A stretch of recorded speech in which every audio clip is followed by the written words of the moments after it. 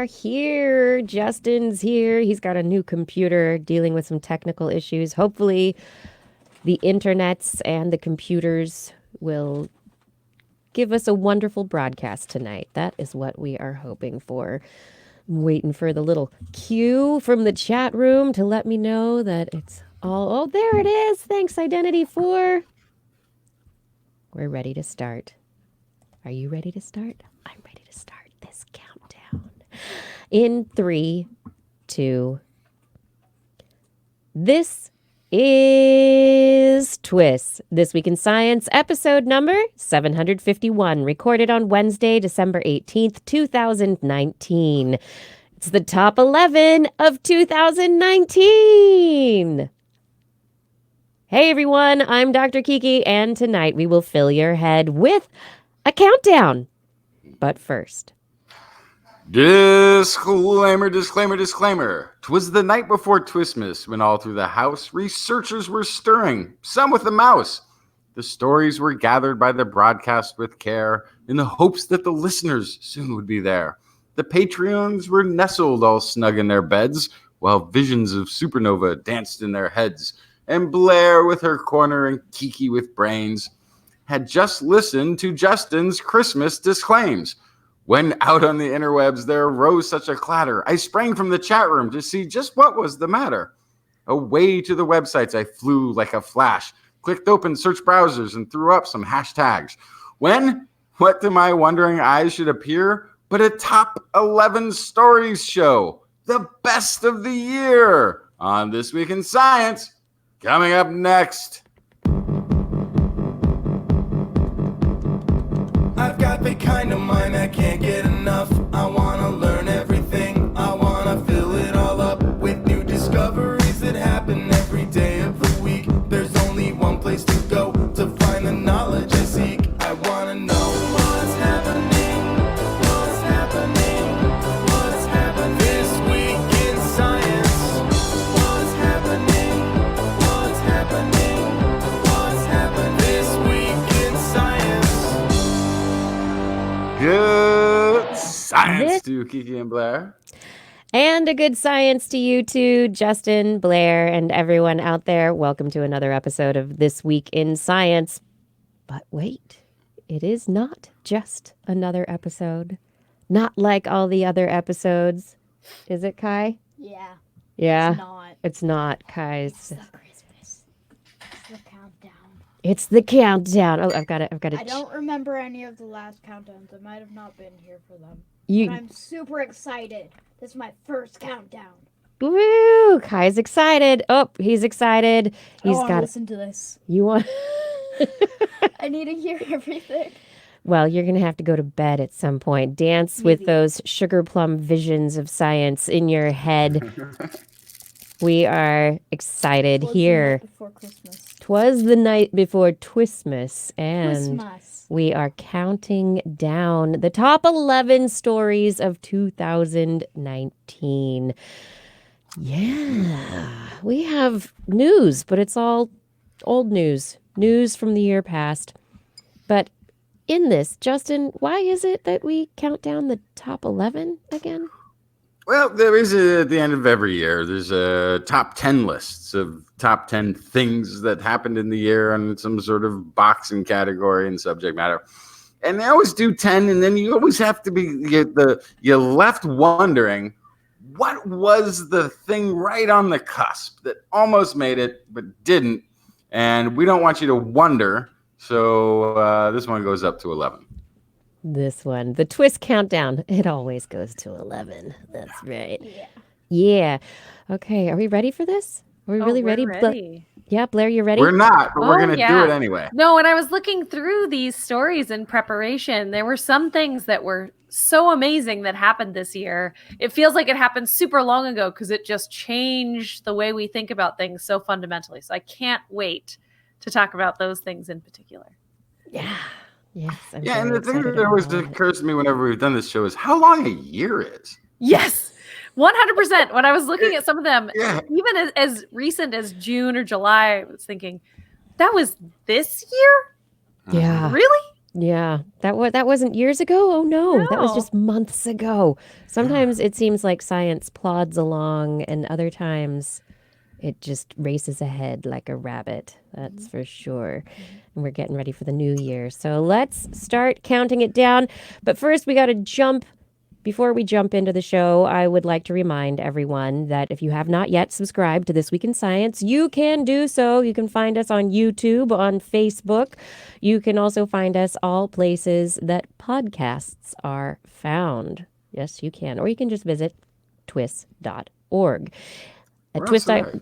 Yeah, twist.org. You can also find the 2020 Blair's Animal Corner TWIS calendar. You can order it there.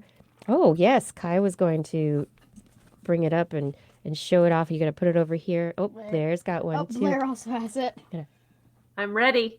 Yes. There are Twist only 2020. about 30 left. Limited supply. Limited supply. Limited edition. Get yours now. Also, if you are in the San Francisco Bay Area in the month of January, put the SF Sketchfest Cal Academy Nightlife on January 16th on your calendar.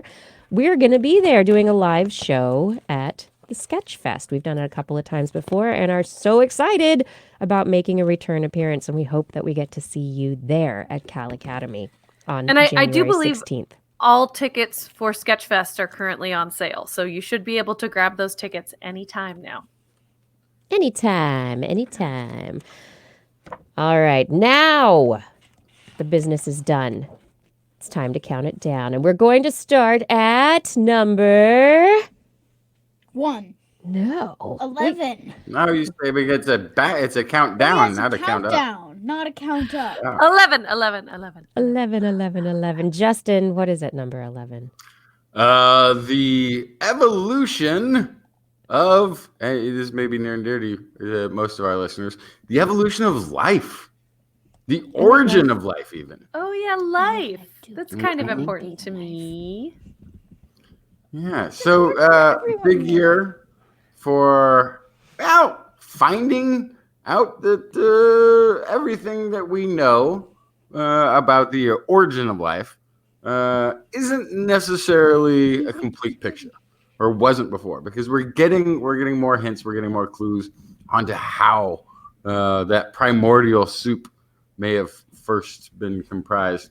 So we had the fatty acid membranes that we found that were being stabilized by amino acids, Yeah. and then forming membranes.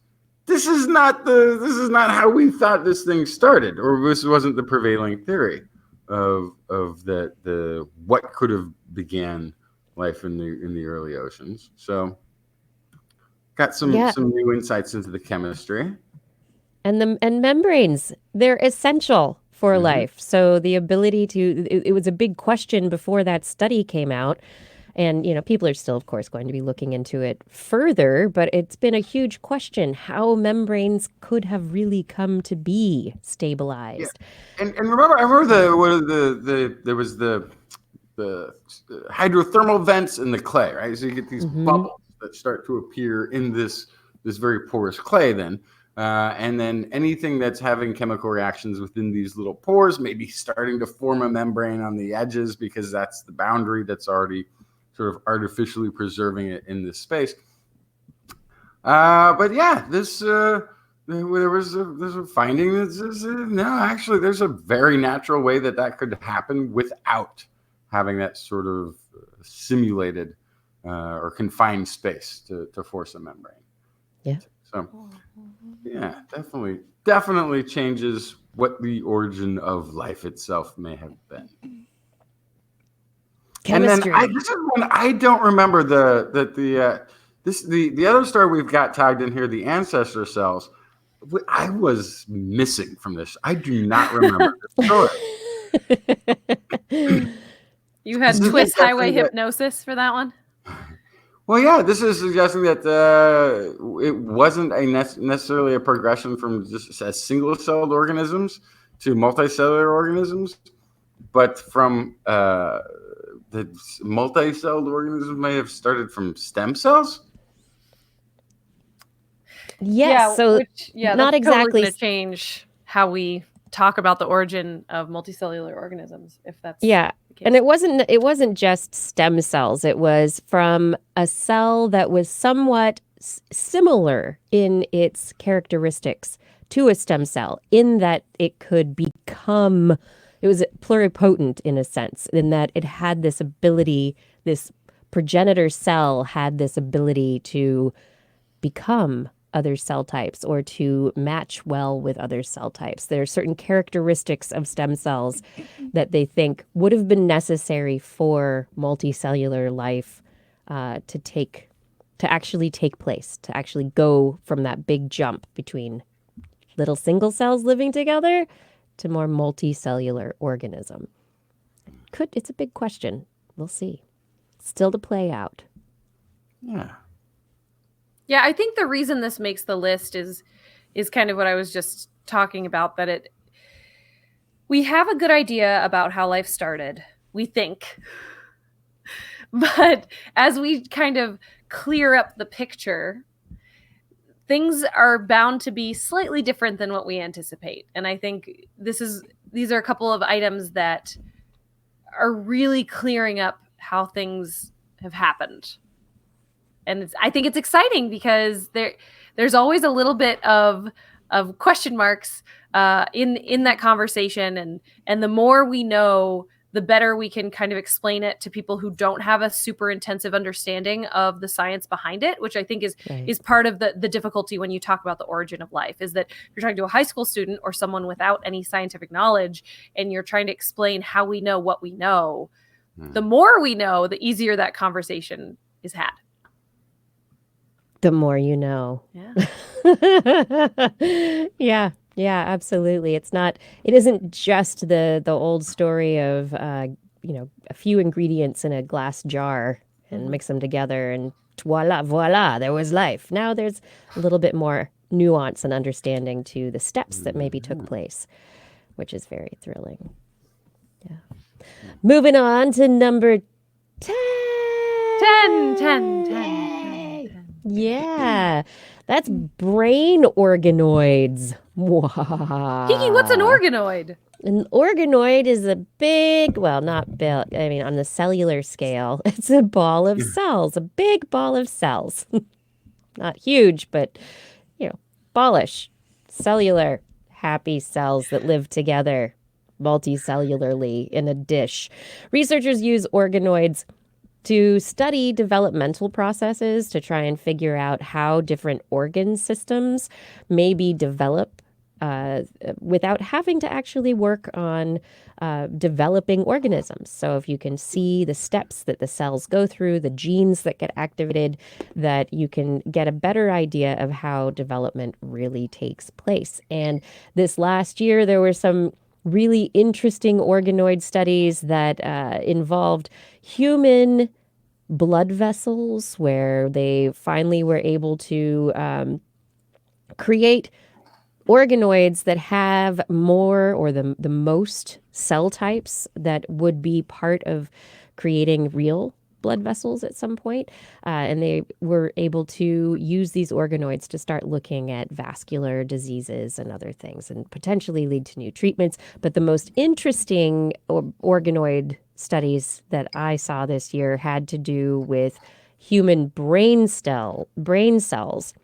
So they used stem cells to create brain cells, and then they put human brain cell organoids into mouse brains, and then they connected together, and they enabled mouse spinal cord neurons to activate and for muscles to contract, and the system contracted. It did its thing. There was another study where they let human brain organoids develop for a long period of time, and the organoids started rhythmic electrical oscillations. The neurons acted like neurons. They connected to each other. They wired up.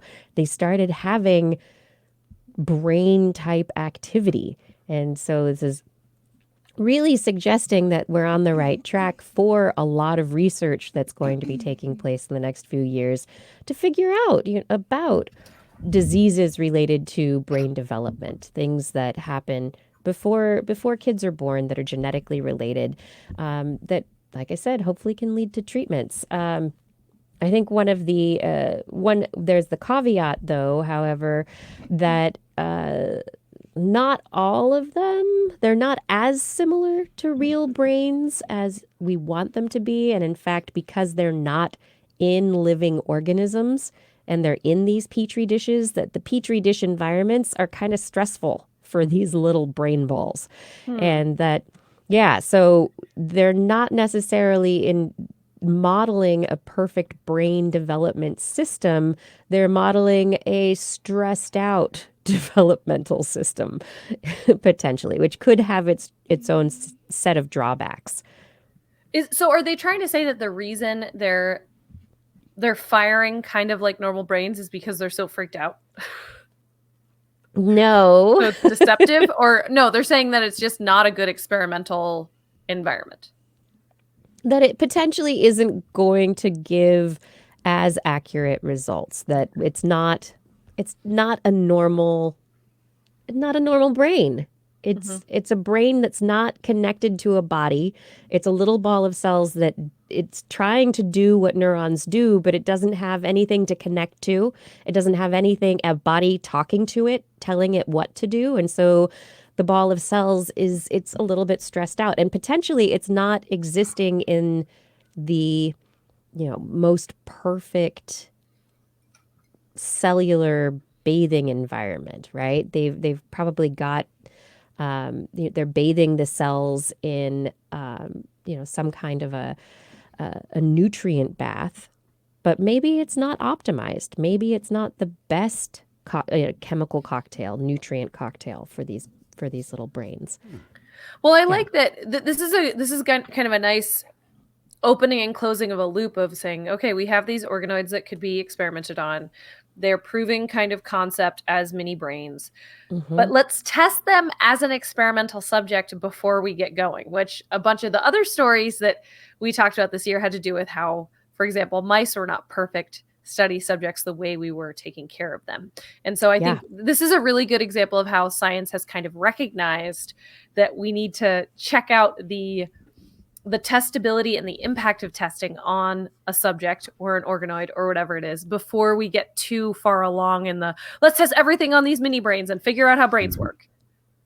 Right. It's the fallibility of the experimental setup. You don't have all the answers. A lot of times scientists are doing the best they can trying to figure out all the details, but you don't necessarily know all the details that are needed.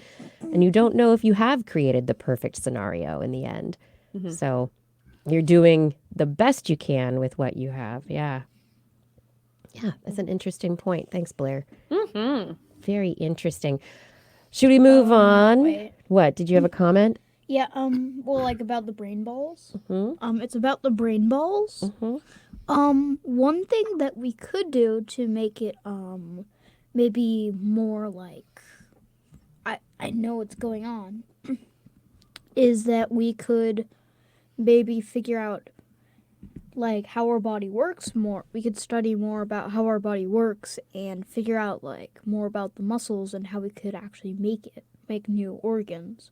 And then end up building organs and body and basically a body for it, but then make sure that it's not conscious. Right. You wouldn't want it to be conscious if you're doing those experiments on it.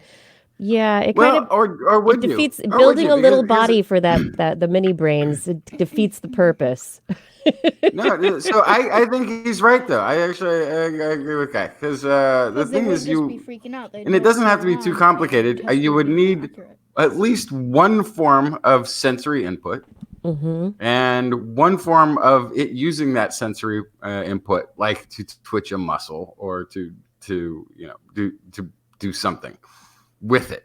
And that sort of maybe completes the circuit of what a brain is supposed to do. Take in information, process it, make a decision and an action based on that input. And so with that, it might be a little bit less little bit less chaotic. Okay. Oh, I got the light flash. Now I know. Twitch your muscle. Oh, I did Right. it. Now I'm going to reward myself with a little, right? Kind of The neurons way, reward themselves. yeah, this is the sort of what that setup is designed to do. So it's right. It doesn't have to be really complicated, but and then if it becomes conscious, then we can start really having fun. Then we have some conversations Fun, we you need to say. have. Yes. And like explain our culture and what the universe is and what its existence means.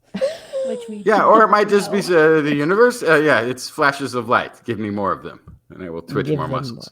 I mean, it could just be very, very simple at the core. What we are here to do. Yeah. Simple at the twitch the core, which muscles. is a countdown. Counted down. Let's keep counting down. Yeah, we're just To number 9. Nine. I like brain balls.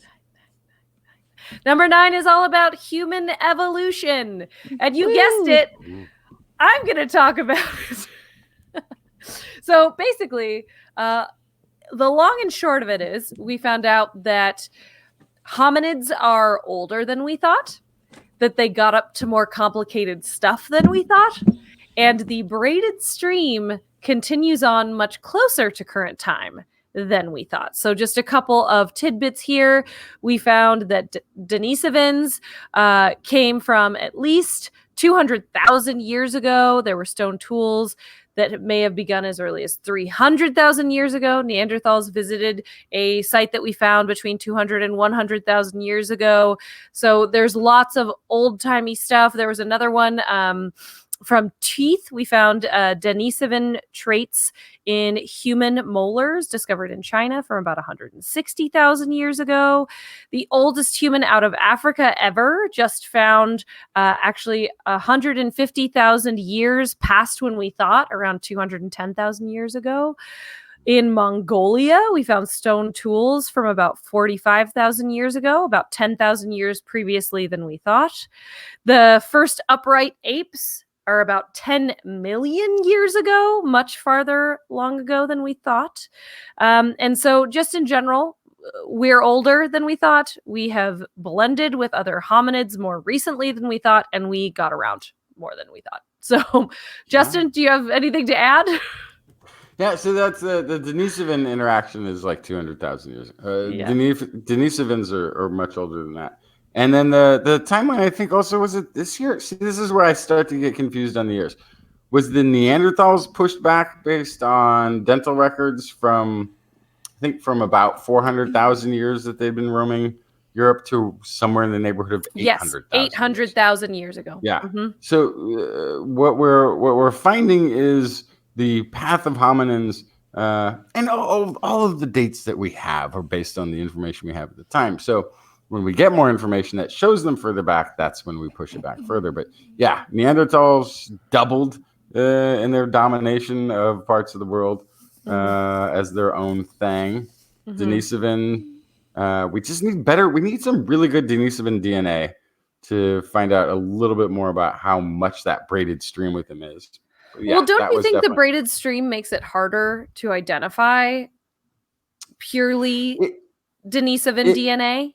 Well, that's why we need really good Denisovan DNA. Right. Then there's hope for it too. I mean, because once you have that, and then you have the ancient human, you can go, aha, here's where one trait was by itself for a very long time. We now have tagged Denisovans as giving people that high altitude ability in the right. So the Tibetan plateau, is that the area? Yes. So we have some of these traits that we now know are associated with. And what's interesting is, and this is a recent study that we haven't done yet, but they just did a complete human genome off of basically bark sap chewing gum from 5,000 years ago. That's so cool. Yeah. Yeah. So we're going to get some more of those clues to find out how intense that braided stream is. I'm guessing berry. I like Yeah, and there was what we then are talking about, right? We're talking about pockets of isolation that then come back together always over and over again. Because before Neanderthals, before Denisovans, there was already a braided string before that. So you're right. In This a way, happens with other types of animals too. This is once again a reminder that we are just animals. I think another part of the discoveries were the use of genetics looking at the human genome and then other species and hominid species, and the discovery that there are genes in there that can't be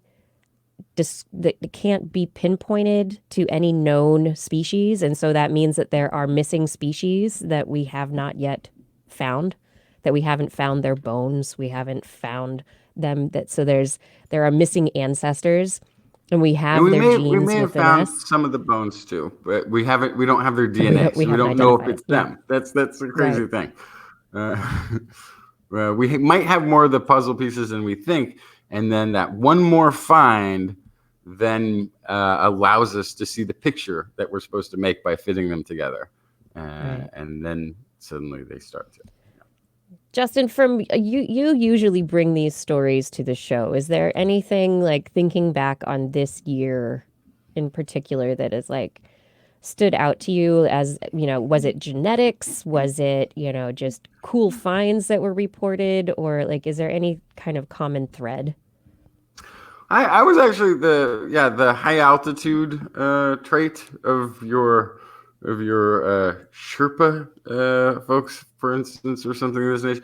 The fact that they have attributed that to Denisovans, and the jawbone that they found that they for the longest time didn't attribute to Denisovans. I thought it was a good year for Denisovans. But what's really incredible in all of this is that you see all of the different disciplines. You see morphology and the dental record being able to create a timeline. You're finding geologists being able to know their terrain and the formation rocks and how old things are, telling you what layer you found something is, and dating this, where you have hard science, carbon dating type techniques. And then now you have this genetic record as well that is giving us a further and further insight. So it's all the disciplines working together, putting their one puzzle piece down and seeing how it fits with the rest that people have come to the table with over and over again. Yeah. And I think that brings us to the next number in our countdown. Number 8. Eight. Oh, wait. I think it is me. Hang on. It's Justin. What are you going to talk about? It's me. I'm number 8. Yes, it was a year of... Wait, no. What is number 8? Before I can get there on my rundown here. Oh, your slow computer? Fishy fossil. My brand new computer, which is the fishy fossil one. So this was a pretty wild study. They found a lake. So there's the Jigsaw Club. It's the meteorite, asteroid, whatever it was that hit basically where the Gulf of Mexico is now. Mm-hmm. Wiped out the dinosaurs 65 million years ago. And I don't recall where this was. Is this in Montana or North Dakota somewhere? North Dakota. So pretty decent,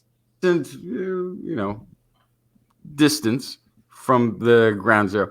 But this particular location had a lake that got pushed out, and then the fish got covered in mud. And so we got a really good record of timeline of the event in the way that these fish were fossilized. One of the things I remember from this is that, like, after the event, you may have been pushed out of, like, all your fish may have been pushed up on shore, may have been thrown back into the lake, may have been covered with a layer of mud, might have still been surviving.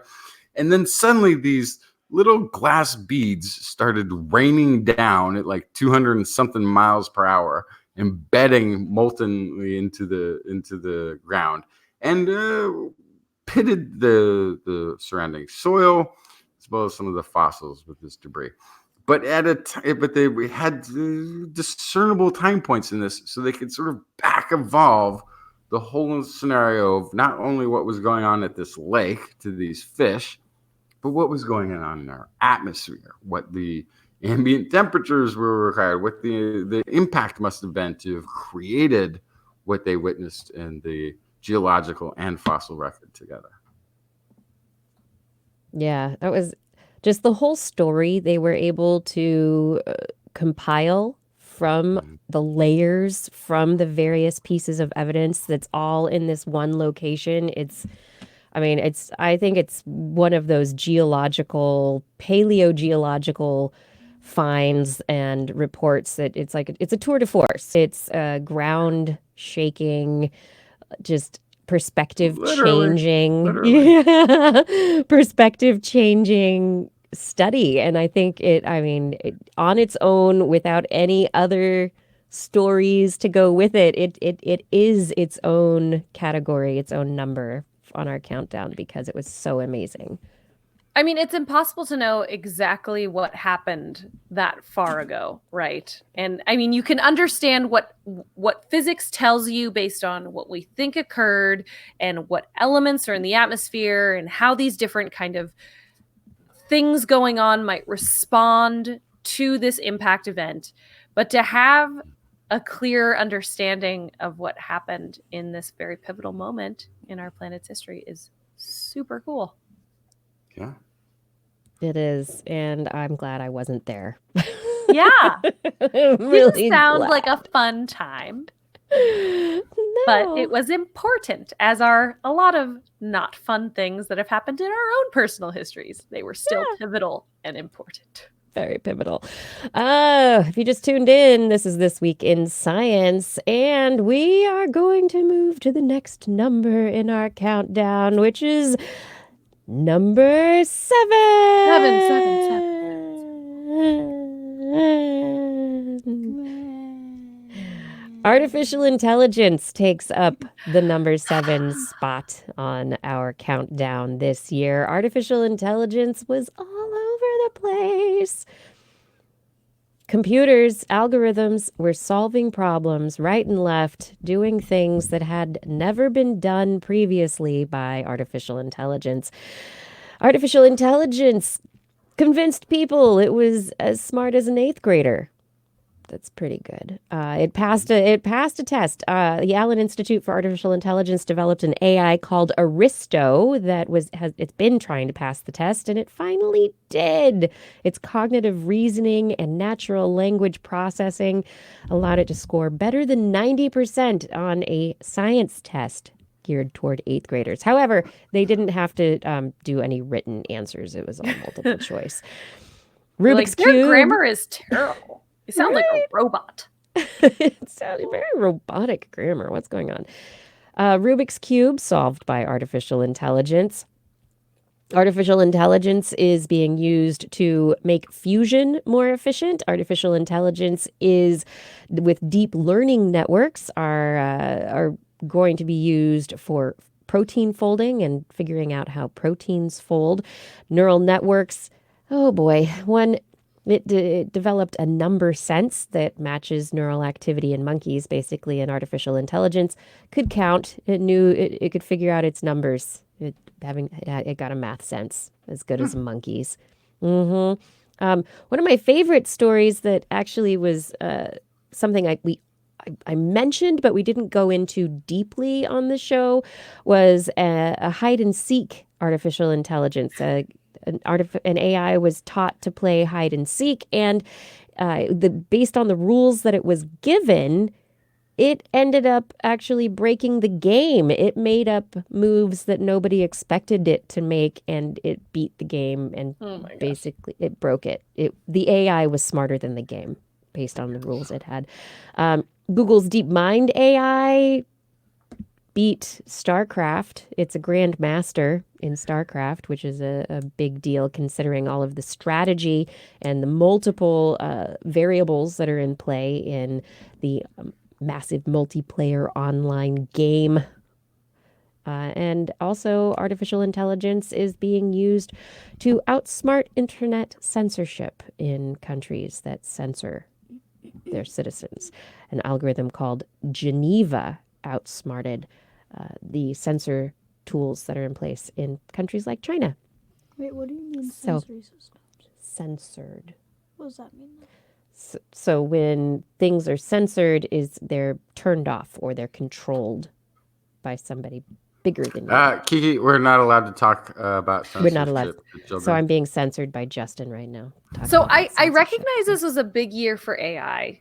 And I was just thinking about how we've talked on the show a lot about AI winter and how when AI is doing really well, there's this cyclical issue.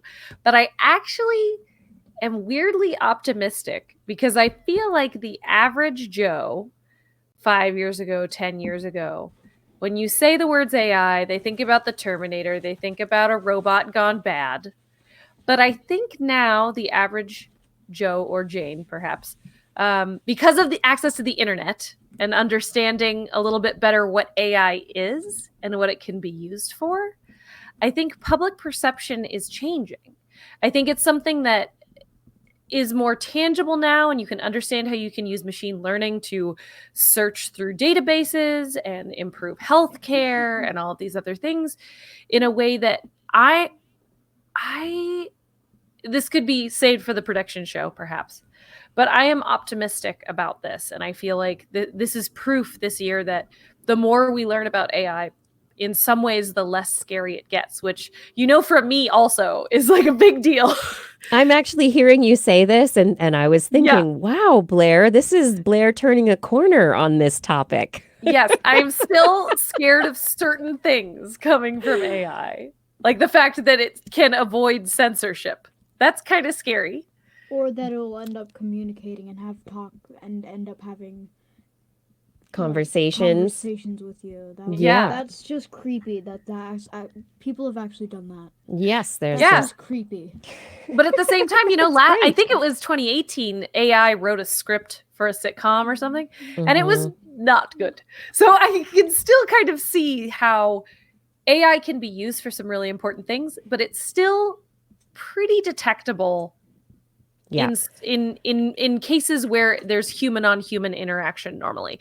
And I think that's where I feel a little more comfortable, is like your Siri still half the time doesn't know what the heck you're asking it. So if it can't do that, but it can sort through millions of data points like that and find trends and help with science in a big way, I think it's changing public perception a little bit, at least from my perspective. And to defend the AI writer, if I may, human writers have editors who go and do a lot of, and they have a group that usually gives them feedback, and they make adjustments. Right, but I don't think those adjustments are usually, no human talks like that. Yeah, but what I'm just saying is, you also need to train the AI to be the editor, to be the friend who goes, no, you can't go with that. You want to keep your job. You want to work in this industry, right? Yeah, no. So there's like a whole other bunch of AIs they needed to put with that AI to get a better script than the one that they got. Just saying, any writer's first draft on their first script, without any feedback, throw it all out, and then you get your feedback. Exactly. It'll be a little rough. Everyone needs an editor. Absolutely. Even AI. Yeah. That said, though, I think a lot of these stories, there is always a caveat. So the StarCraft, the DeepMind AI from Google playing StarCraft, players did start kind of figuring out which anonymous player was the AI, and they had to develop strategies to try and keep people from guessing who their AI player was. And then also, like I said, with the 8th grade testing computer, they weren't able to test on all the factors of the test because it was an AI and not a person, and so not able to do some of the testing procedures. So there's still a long way to go, and we'll figure it out. And I remember from last year, 2018, the Go playing AI, the Go champions, said that they were learning from these moves. They were moves that no human would ever make. So there was a detection of the difference by the champions. So AI, a tool, it's not taking over our world yet, but it's going to be helpful. Yeah. And that takes us to the next category. Where are we on our countdown? 7. Number 6. Six. Oh, we're on 6? Oh. So I'll bring you a new kind of AI, animal intelligence. This is a particularly big year for animals, showing us that they were in fact quite smart, and in some cases close to as smart as a human. A lot of the time it comes down to the methods, right? The way that we test animals is human biased when we look at intelligence. And so once we learn how to adjust our testing methods, we find out, oh, turns out animals are smart. We'll start with the obvious one, crows. We know crows are smart. But this time we actually found that it looks like they can infer how heavy an object is by seeing how the wind blows it around, which is all at once insane and makes perfect sense because it's a natural element. Right, because it's a natural phenomenon, but when they're very familiar with themselves being something that lives in wind as part of, like, we think of wind as blowing, but we don't think of it as like a second gravity, right? Yeah. When that's going to determine our path through space. Yeah, it's just an external impact on something you might care about. And so, of course, they're gonna start to figure that out. This is a big year for bees. We found that bees can identify number symbols if they're trained how, which we had a whole long conversation about whether they're just associating numbers with certain quantities and if that's different from what we do, which I argue it's the same. We're taught a symbol that means a number, and that's that. We also found that bees are able to discern art styles. That one was, I know, what? Bees are art critics? Yeah, so they can tell the difference between like impressionistic art and Art Deco. Anyway, we also found out that African gray parrots, already very, very smart birds, could actually figure out through inference by exclusion if something was in one cup or another cup. So basically you'd show them an empty cup and they would know that it's in the other cup, which sounds basic, but it is a pretty important logical argument. We found that apes could, in the absence of behavioral cues, they could look at their past experience and apply that to another individual. So basically there were these kind of goggles that were either clear or had blocks to their visual abilities. And then if you put them on another animal or a human, they would be able to infer that that human is having the same experience that they had, which is great. We found out that rats are less stressed out when they drive cars. Love that story. I mean, I like to go for a drive, a relaxing drive every once in a while. But, I never thought the rat wanted to also. Yeah.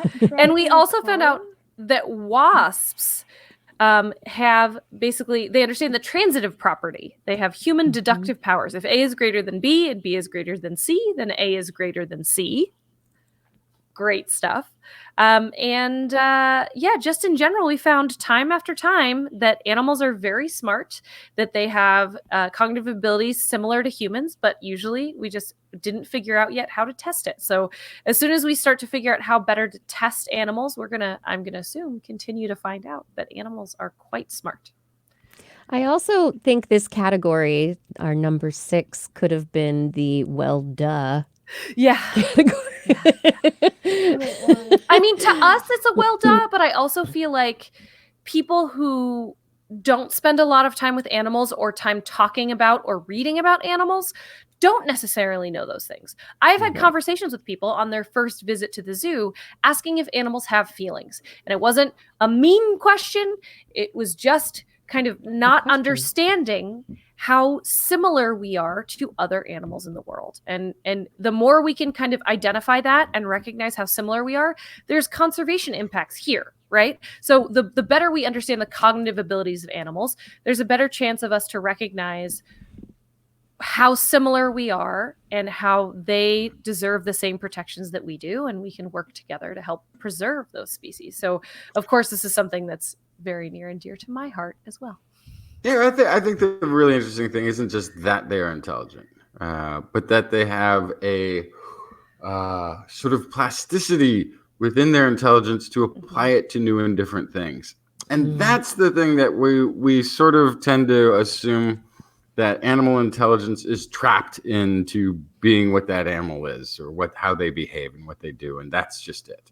It's as if it's just instinct and not something that they can have some control over and that be they're clever robots in new ways. And so this has it has impact on nature versus nurture conversations. Absolutely. Because and it has implications on evolution too, where you can sort of picture suddenly there's been a drastic change, and it's not just instinct and memory and genes or what have you and behavior that will carry you on, because all of those things are now lost to you in a sense. But in a new environment, intelligence could be the difference in surviving and adapting. And then you start to wonder, was there a common ancestor for these things, or did they pop up on their own individually as evolutionary time progressed? Have we had some of these cognitive abilities since before we had backbones? Or has it come up again and again because it's so advantageous? So I think there are kind of cascading implications here. A lot of it may seem obvious to us, but it's great science with lots of cool implications. Yeah. I mean, they're, very simple things like parental care, what goes in, what are the things I care about my son, and I love him, but I'm going to take care of him. I'm going to feed him. I'm going to keep him warm. I'm going to protect him. I'm going to do all these things. Right. And so did dinosaurs. Yes. So do birds today. So do, do frogs. So do frogs. Exactly. There are a lot of examples of this. And so, which behaviors are conserved really far back? Which ones are more modern in their evolution? Yeah, and that reminds me of like the one, I think it was a study that Justin brought up, that apes today are smarter than humans used to be a long, long time ago. So humans and apes have both gotten smarter, more intelligent, bigger brains over time. But and then you have to start asking yourself, are apes getting smarter because of human impact on their forests? Right. Yeah. Or are they getting smart? What have they gotten smarter anyway? To adapt. Yeah. No, and the other thing is, it's as time goes by, we're all as evolved as every other life form. Yes. We may have done more with our time. But we've all have the same kind of starting started point. In the same soup. Yeah. Yep. Absolutely. But I guess some of us are now podcasting. Yeah. And I guess some of that point then too is that if a creature does find a really good niche that just works for them, maybe they don't have to rely on the intelligence, and that doesn't become a selectable trait. And then so maybe some of your dumber animals have just always had it easy. Yeah. R.I.P. dodos. I'm sorry, dodos. Also, koalas. Oh, they weren't. friendly. The dodos were not dumb, by the way. They were just friendly. They were very friendly. Yeah. They were just They were friendly. just- They didn't know. Yeah. Which you could They argue didn't is know dumb that. because humans, turns out, by Humans just took out clubs and then clubbed them. they have predatory vision. It's immediately like, hey, this bipedal thing with forward-facing eyes is interested in me. Maybe I shouldn't be its best friend. So I would kinda argue cute. intelligence might have something to do with that. Yeah. Just a thought. All right. Koalas has also almost gone extinct. Not quite. Yeah. Yeah, Poor but they're koalas. Poor koalas. Technically extinct. Yeah. And we learned this year that maybe we should be giving them poop transplants. Why? That's right. For bacteria. They need bacteria to be healthy. But we have come to the end of the first half of our countdown, and we're going to take a quick break. We have 5 more to go. What is going to be in our top 5? Do-do-do. Yeah, stay until after the break to find out. We'll be back in just a few moments with more This Week in Science coming up next.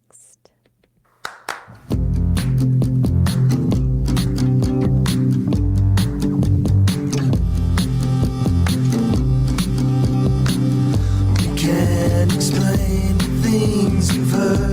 more than intuition. A line of reason shows the way to go. New conclusion. The methods of hypothesis and patience are the only things I need.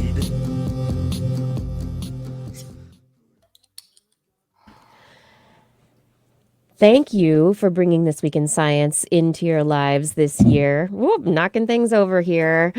We have a calendar. 2020 is on its way. There are 30 TWIS calendars left in the stockpile. Get yours today. Go to twis.org, click on the frog.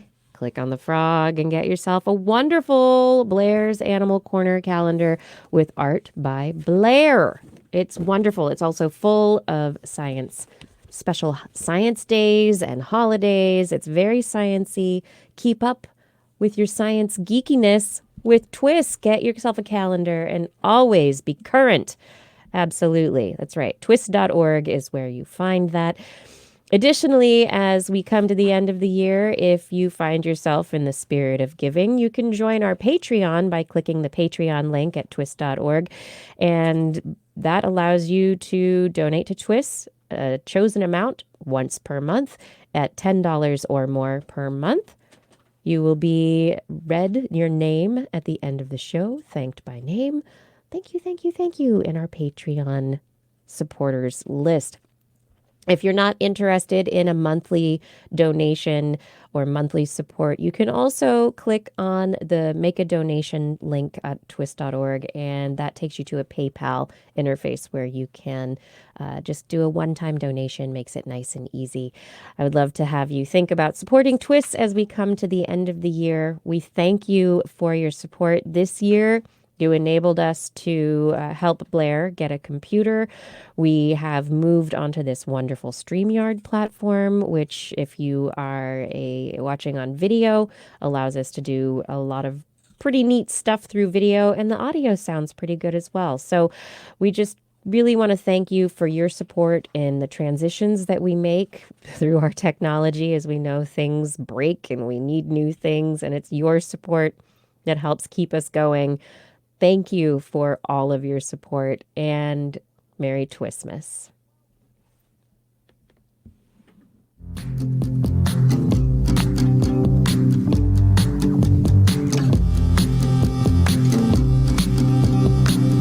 We can't explain the things you've heard with more than intuition.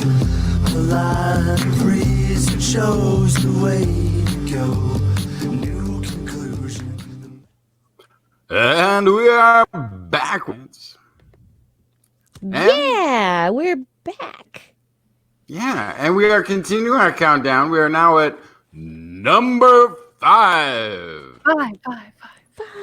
So this is another rare one in which a single story got its own category at the end of the year. But it was the imaging of a black hole. And there was actually a lot of black hole stories. Black hole could be its own category for other reasons. There was a lot of interesting things revolving around black holes, the views, the peaks we took towards the center of our own galaxy's black hole. Mm-hmm.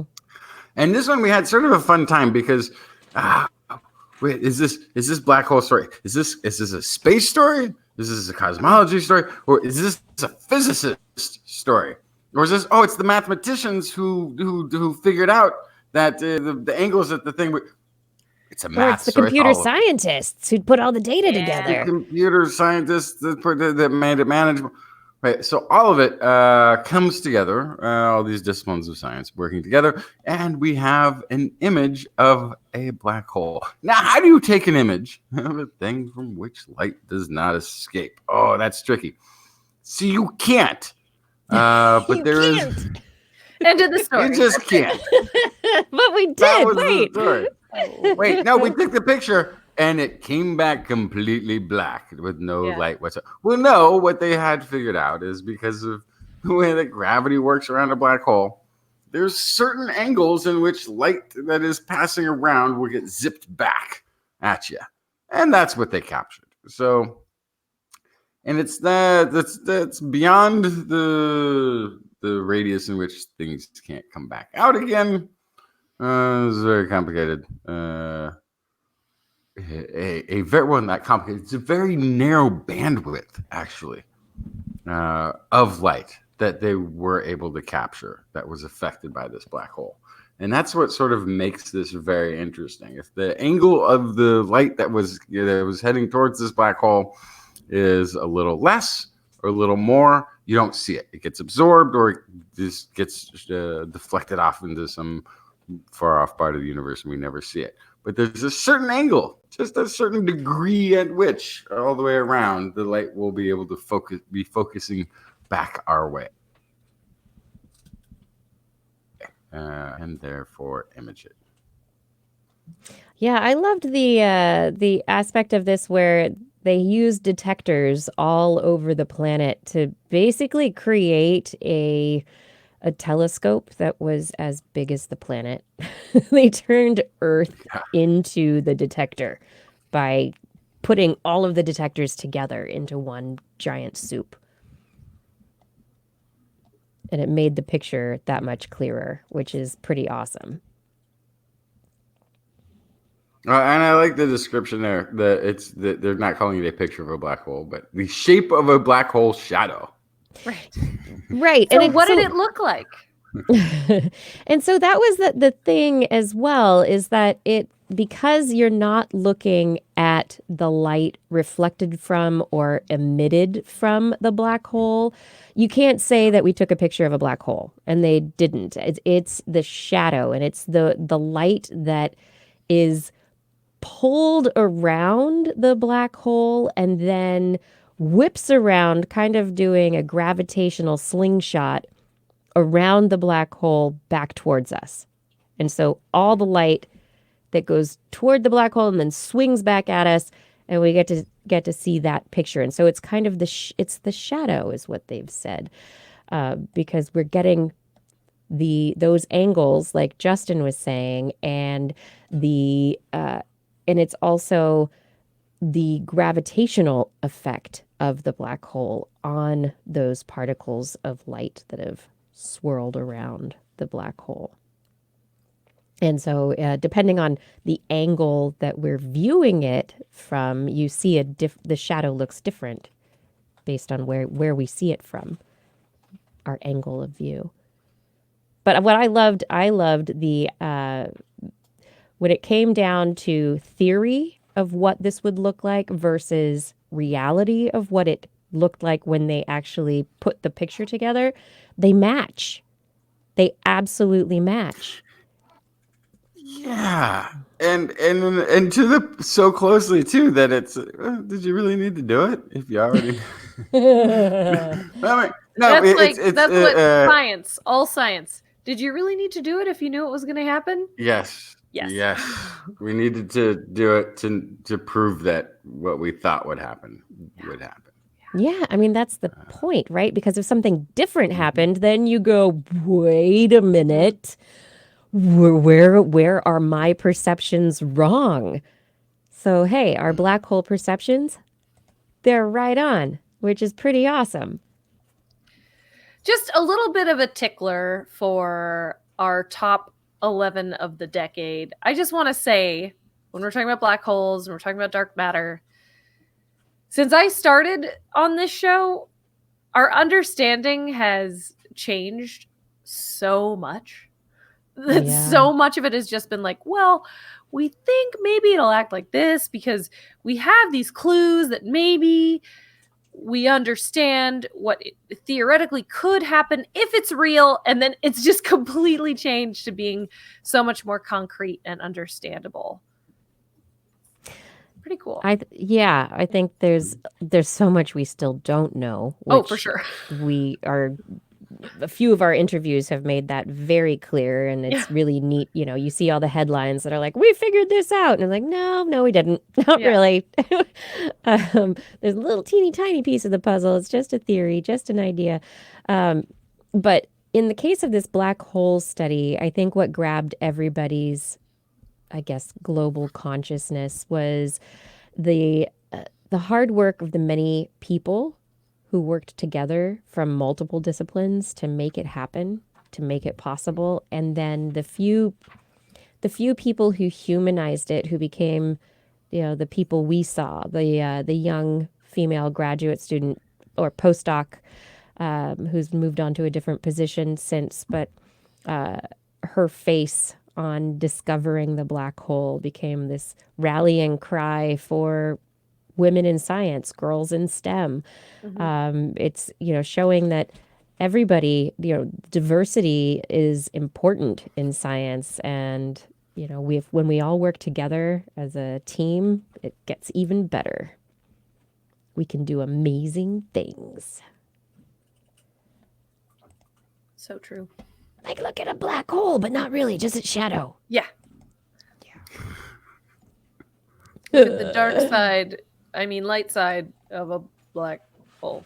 Yeah. Okay, moving on from number 5. What comes next?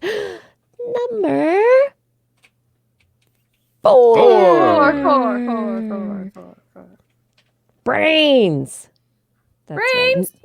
Neuroscience rocked it this year. There were some incredible stories from researchers implanting false memories of songs into birds' heads. What false memories in birds? The birds never heard the songs, but the researchers made them think they did, which has really interesting implications for memories and our understanding of what is real and what is not. Additionally, there was a study with researchers working on, I think it was mice that did something very similar. They were able to give the mice, stimulate cells in the neurons in the mouse's visual cortex and make them see things that they were not actually seeing. So they stimulated seeing. And so the question is whether the method is recreating real vision within the brain, or is it still just a simulation of vision? We don't really know that for sure, but that has also further implications for being able to let people who cannot see have sight.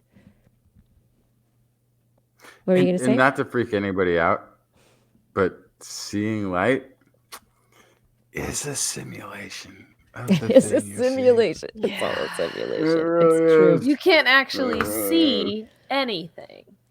It's true. It's true. Oh my gosh. Everyone's minds just blew up. But don't have that happen because, what else did we do? Oh, so many brain-computer interfaces. That was one of the big things this year. We had brain-to-speech decoders. There were a couple of stories on advances in these decoders that could take signals from the brain and create speech, synthesized speech out through a computer. One of them used vocoder technology to do that.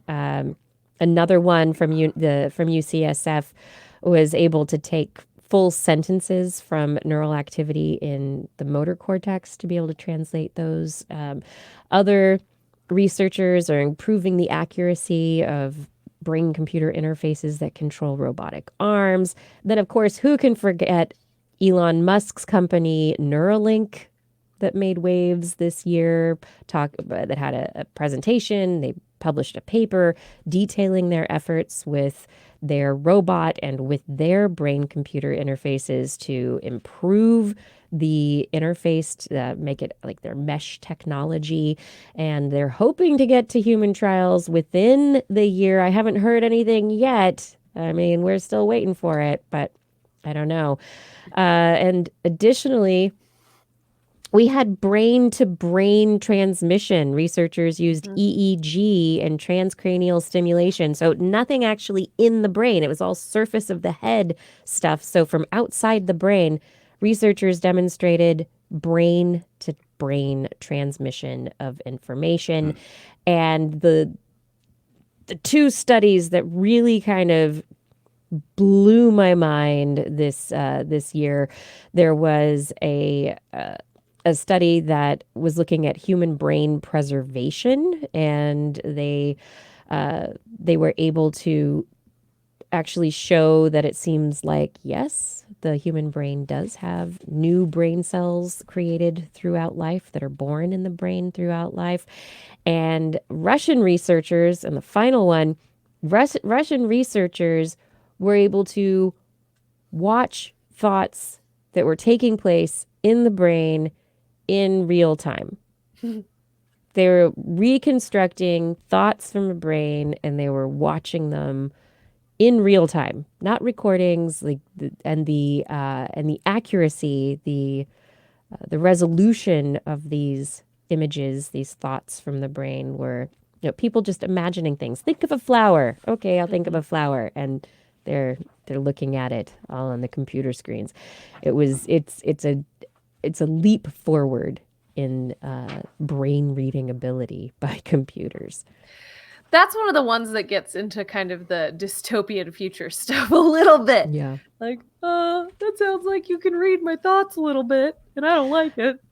Yeah, but yes, potentially it could lead to awesome things like being able to, if you're a fighter pilot, being able to interface in split-second timing, not having to have as long of a delay for motor signals to go down to your hand to be able to control the control stick for flying a fighter jet or something like that. Maybe you could interface even faster. Or if you're a gamer, maybe you can interface with your games that much faster, play that much faster, better, stronger. Or if you are, in a locked-in syndrome, right? If you're paralyzed, if you're if you're in a coma, how can you communicate with people? Maybe these are the technologies that will help.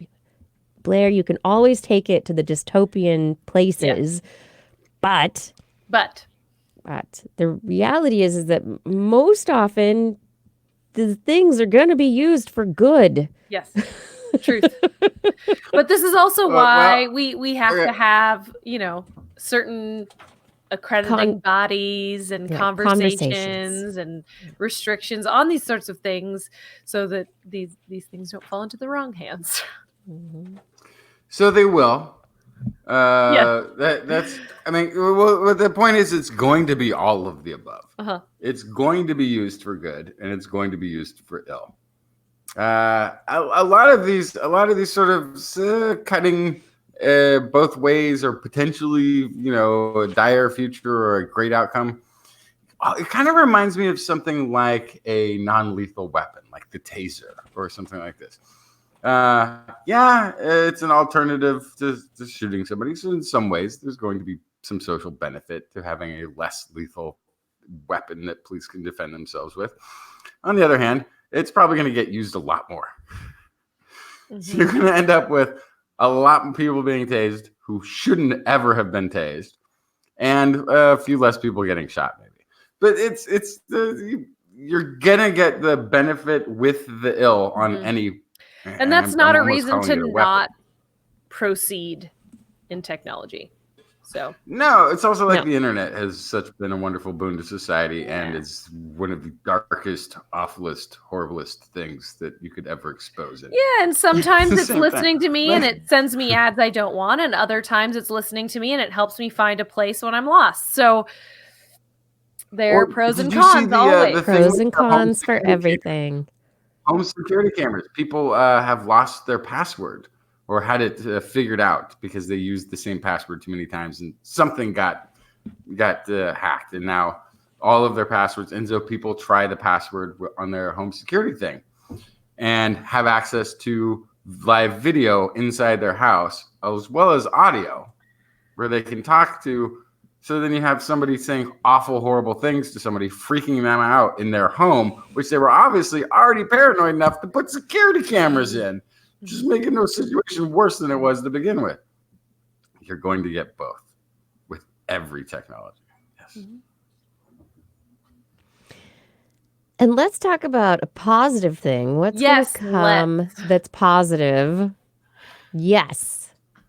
Blair, what's our next number? Number 3. We want to talk about, I was very excited to bring this up because I feel like before I even started looking through things for the year, this was the topic that kind of was calling out to me from the void about what was so special about 2019, and it's disease cures. This year has been an amazing boon to the technologies and methodologies for curing deadly or devastating disease in humans. We had a study from University of Buffalo looking at reversing Alzheimer's disease, which for anyone who has been touched by this disease or has known someone who's had it is obviously a pretty big deal. This was in mice, so not yet in humans, but the idea of reversing kind of the Swiss cheesification that happens to your brain during Alzheimer's is a pretty big deal. There were two different situations where HIV was removed or cured, which is insane and so exciting. So one of them was actually the second HIV patient who appears to have been cured of infection by a stem cell transplant. The other one was something using CRISPR-Cas9 through gene editing. They were able to cure someone of HIV through that process. This was proof of concept, not yet used in treatment, but this is something they were looking at. Yeah, that one's really cool because they basically they stimulate the HIV to produce particles and start its machinery up. And when it does that, then they send in the CRISPR-Cas9 to chop it out of the cells. So it's like, turn on your machinery, go, go, go. And then they go in and they snip it out. It's a trap. It's a trap, exactly. And I HIV think the trap. bigger part of that is getting it to turn on. It's been like a whack-a-mole thing. Like the virus has the ability to hide. Right. So even if you have an effective treatment to it, if the treatment can't get to the HIV, it does no good. Right. So you can have HIV but not AIDS. It can sit latent. There's all this kind of stuff that impacts it. There was another story that we talked about where CRISPR was able to fix retinal deterioration, which is a huge impact. Also, a Japanese woman was the first in the world to receive a corneal transplant, and it appears to be going well. So we are looking at potentially restoring sight in people who have lost sight. Ebola. There are some new drugs that have been trialed where it looks like they're able to reduce the mortality rate from Ebola. And then just in general, you throw all the diseases out the window. One of the biggest killers, getting old. There's actually age reversal drugs now that are being tested. On average, they shed about 2.5 years off the biological ages of subjects. This was 9 healthy volunteers, and it was a cocktail of 3 drugs. And then in mice, there was another one where they used gene therapy, and they were able to reverse symptoms of age-related diseases in mice. So we looked at curing a bunch of diseases, but also just reversing the aging process, which, as you know, is something I am very interested in. Blair wants to live forever. I want to live forever. Yep. So I was looking at previously the getting ready for next week's show. This decade of the top 11s that we did. And human health, I think, made it near the top because of anti-aging and age reversal stuff. But yeah, this is, again, we always double-edgedness of things. Because while you said this Kiki was going to be the positive news, number bring us down. 2, now I'm going to bring you right back down. Number two, all these people living longer and surviving diseases means that global warming will kill a lot more people. That's right. Oh, climate change. We're just setting up a higher body count. Yeah. So, the IPCC reports everything, and this isn't just this year, but it's like every year, everything is coming out with, we were trending towards the highest or using things that they hadn't even thought to look at the time. It's worse. Things are hotter. The melting is faster. The consequences are becoming more clear and more dire. none of it is good news. None of it is good news. I would say what's the frequency of the news is kind of good though, because as this show has progressed, it has become very clear that we are not the only ones talking about this. It is not a fringe topic.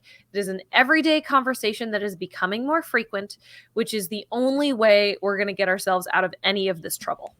So the fact that it's becoming a more mainstream conversation, that people are talking less and less about whether it's happening, but how it's happening, what the impacts are, and what we can do about it, is a huge shift in the conversation. So that's kind of my plug as the silver lining here, is that this huge avalanche of climate change news is also a symptom of the fact that it is a larger narrative than it ever was before. Yeah, it's suddenly gone from being on a few websites to being talked about on the nightly news to being discussed. I just saw a story tonight about renewable energy sources, and in the lead-in to the topic, the people said burning coal releases carbon dioxide, and carbon dioxide contributes to climate change. And so it was straight up in the very, the very beginning of a local news broadcast this evening. And so knowing that is happening it's heartening. And we also have people like Greta Thunberg, who are leading a youth movement. It's been a year. They're leading I didn't know who she was last year.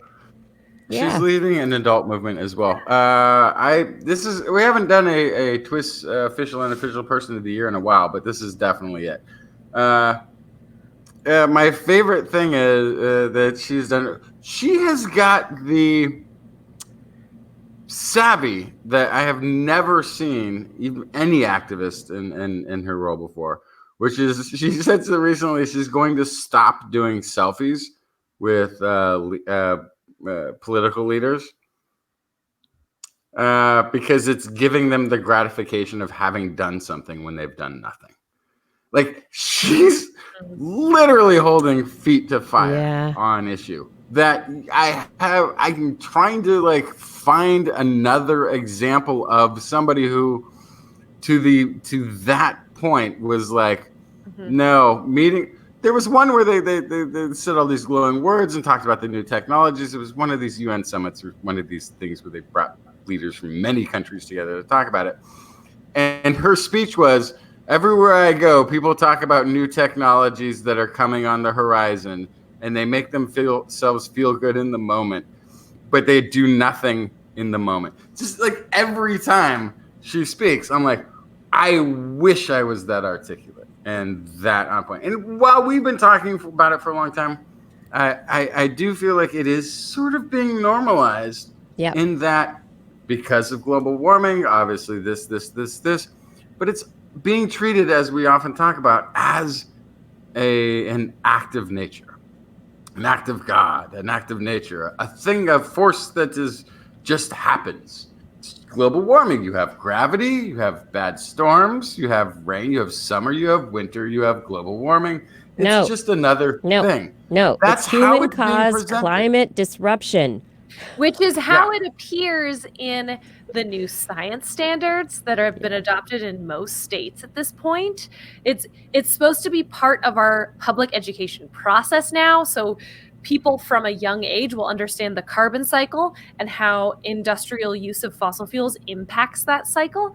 And so I think that while you're right, Justin, that I think there's still sometimes a shroud over the mechanism, we're getting better at identifying the mechanism. And I think one of the things that I've learned through my work with Noki is that you can't call the mechanism humans. You have to call the mechanism us. Because by saying it's them, that means I'm not part of it. I'm doing my thing. I have my reusable straw. I'm not part of the problem. It's us. It's all of us. And it's going to take all of us to fix it, which is why having the narrative without guilt too is a big part of it, right? Is recognizing that don't feel bad about what you did yesterday. Let's get excited about what we can do today and tomorrow and the day after that. Yeah. Okay, Yep. so 3 or 4 things about this really quick. I'm going to try to say them fast. I'm going to try to say it really fast. The 3 new weapons against doing anything about it are there's nothing we can do about it. Right. It's Too late. hopeless. Yeah. Right.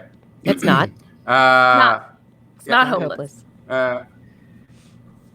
Is right. Nothing is hopeless. Hope is absolutely on the way. It's not yet. But if everybody thinks hope is on the way, they don't have to do anything. Nothing Nope. needs That's to change. actually not true. Hope is here The right hope now. thing is actually the most impactful on action.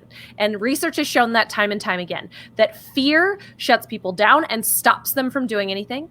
And that hope actually engages people, gets excited, and makes them do something right away in a big way. And you're right. Hope is the right The blaming thing as well. But what I'm talking about is in the local media and everything, it's being normalized to a thing that they're gaining almost acceptance that this is the way it's going to be. This is why I like Greta so much, is because she's attacking the people who are trying to position into themselves as being. Yes. Turn it into a status quo. Yeah. Yes. Or I think hopeful that might message. be She's true not for delivering the hopeful message. that might be true for people who are not in areas that are currently being impacted heavily by it, or don't feel the impact because they are perhaps extra privileged in their ability to reach certain things. But for the people that are feeling the impacts of climate change, like people in Northern California and Southern California, Australia they right now. don't want this to be the new normal. They're terrified of that. And I think that is where you have to find the balance, is the everyday person that feels this impact that we talk about on the show every week. We need to keep them from feeling helpless and feel hopeful, but also give them an outlet to make this not normal. And how can we keep this from becoming the new normal?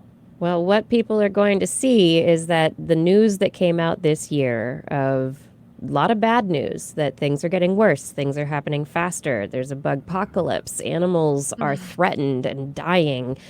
There's a lot happening. Potentially our oceans are going to be impacted in a way that will decrease oxygen availability eventually, maybe sooner than later.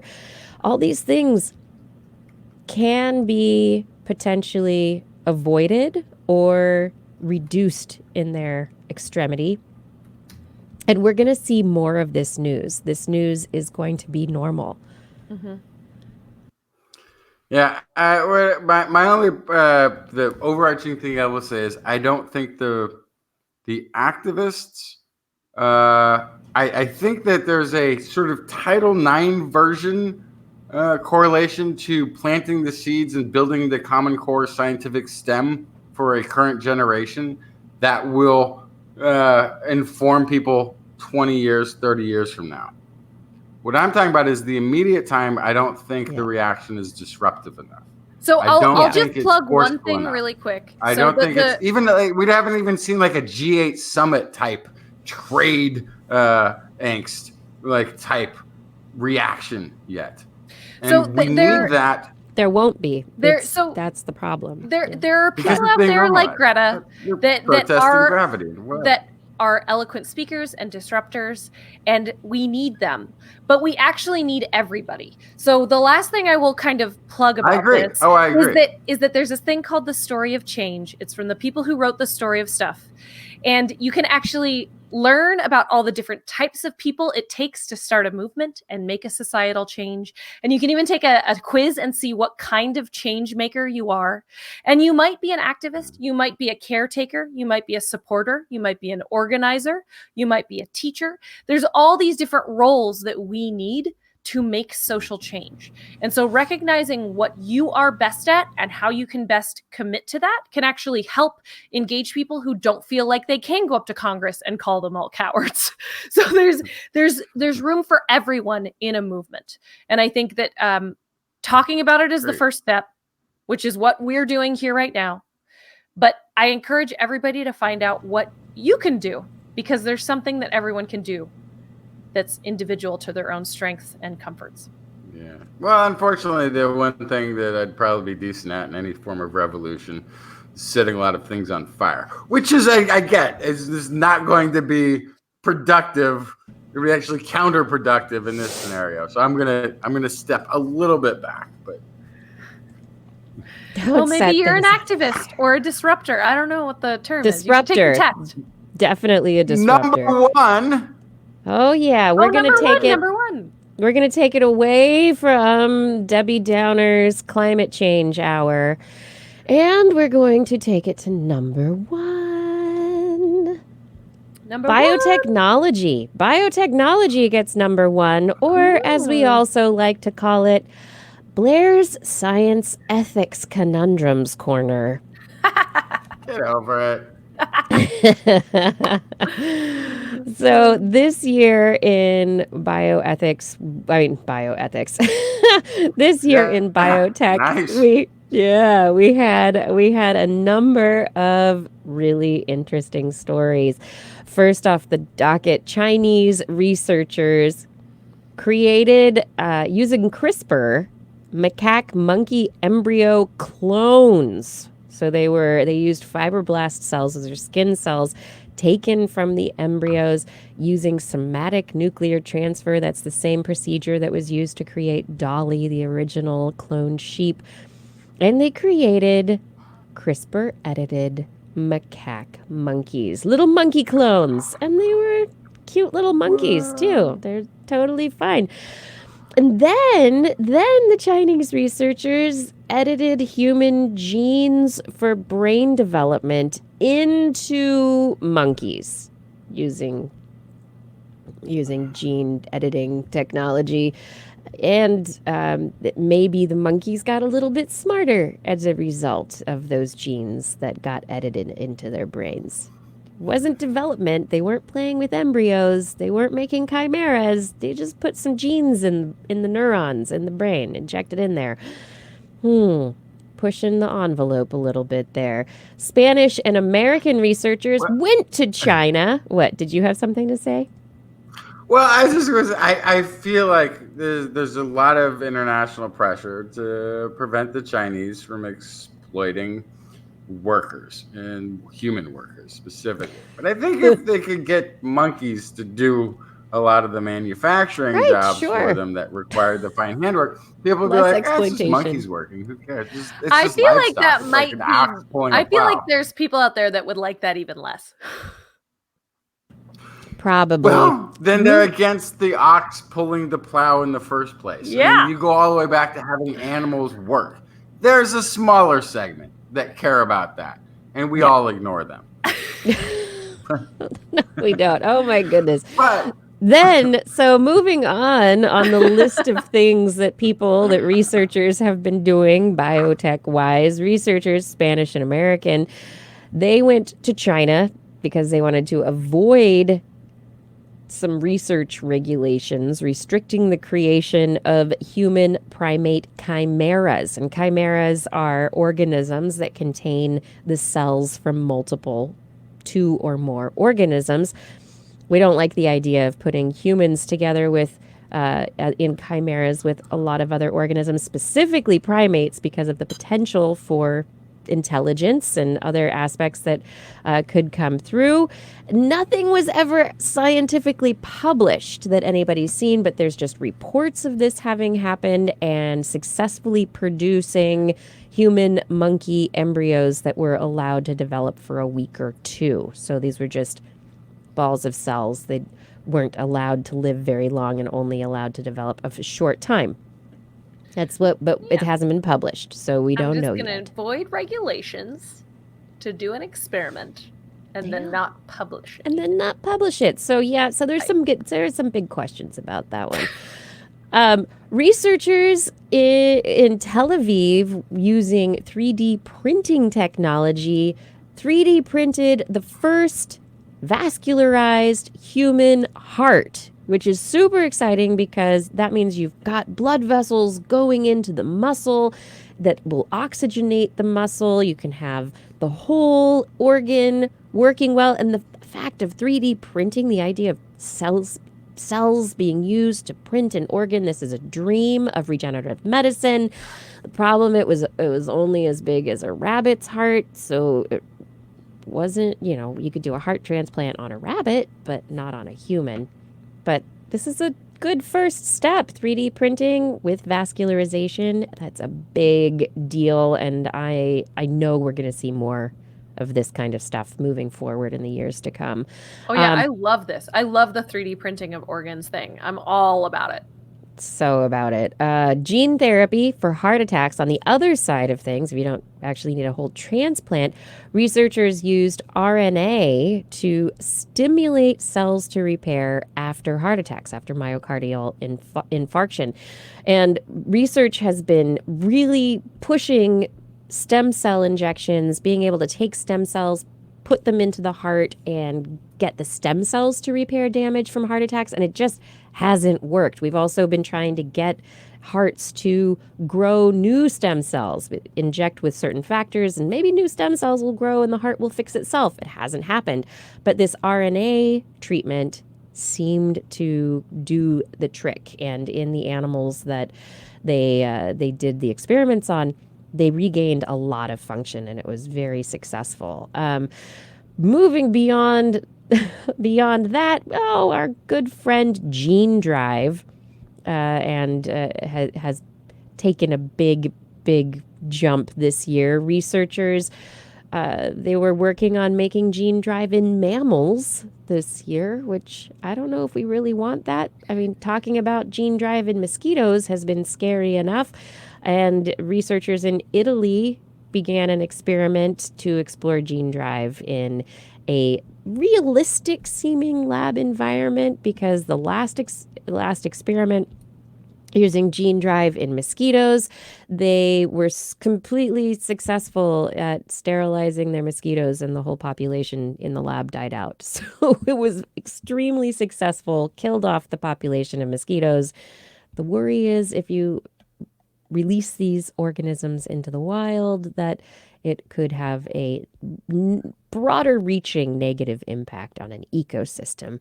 And speaking of such unintended consequences, I had a story that I called Oops, Mosquitoes.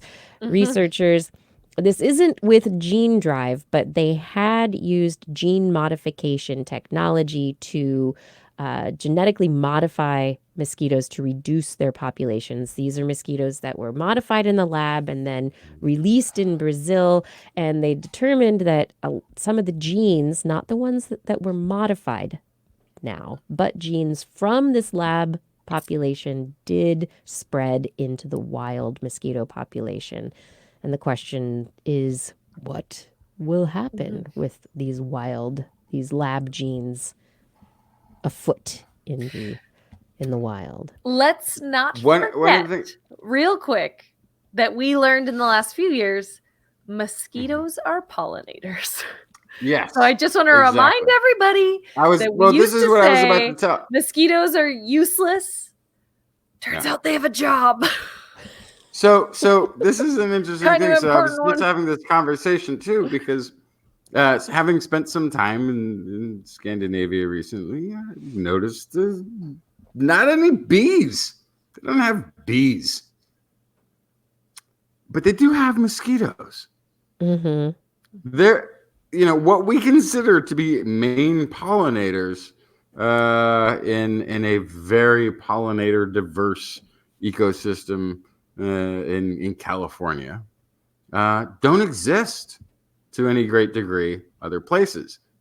Mosquitoes, they kind of make it wherever you go. Mosquitoes are there. And there's probably a huge botanical ecosystem that's absolutely dependent on them. So maybe we need to continue to work on malaria cures, vaccines, or some sort of thing that gets the parasite out the other end of the mosquito quicker, and stop planning to kill all the mosquitoes. Yeah. They have a very important function in many parts of this world. Maybe we'll just kill some of the mosquitoes. There are places with lots of mosquitoes. Do they really need that many mosquitoes? Especially the ones, that suck your blood. Are they the same ones that are pollinating? Well, it's sort of like if you had a perfect example. What is it? The killer bees, the African Yes, the whatever it is. Africanized bees. Yeah. Okay, so you have killer bees, and because some local population in southern Texas has a problem with these bees, they gene drive them, and it kills all bees on the planet. There goes agriculture. There goes get famine, massive. We cannot be making decisions for the entire planet based on localized issues. No. Ecosystems are complicated. Animals and plants have impacts we don't realize, cascading impacts we don't realize. Yeah. And historically, this has not gone well for us. So this is just a good time for us to look back and go, when we've added things, usually not good. When we've subtracted things, also usually not good. So it's just a good reminder that when we make these sweeping decisions, it doesn't always work out well. That being said, if it's tested well and this thing only impacts, for example, infected mosquitoes, that could be a cool thing.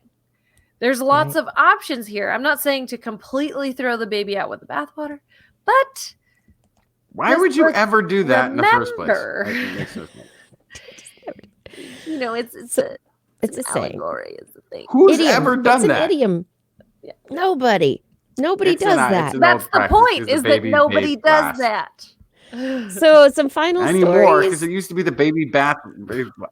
Some final biotech stories. Some final biotech stories here that are super cool. There was the Yale researchers with brain X perfusion, where they kept some pig brains alive after they were decapitated for several hours.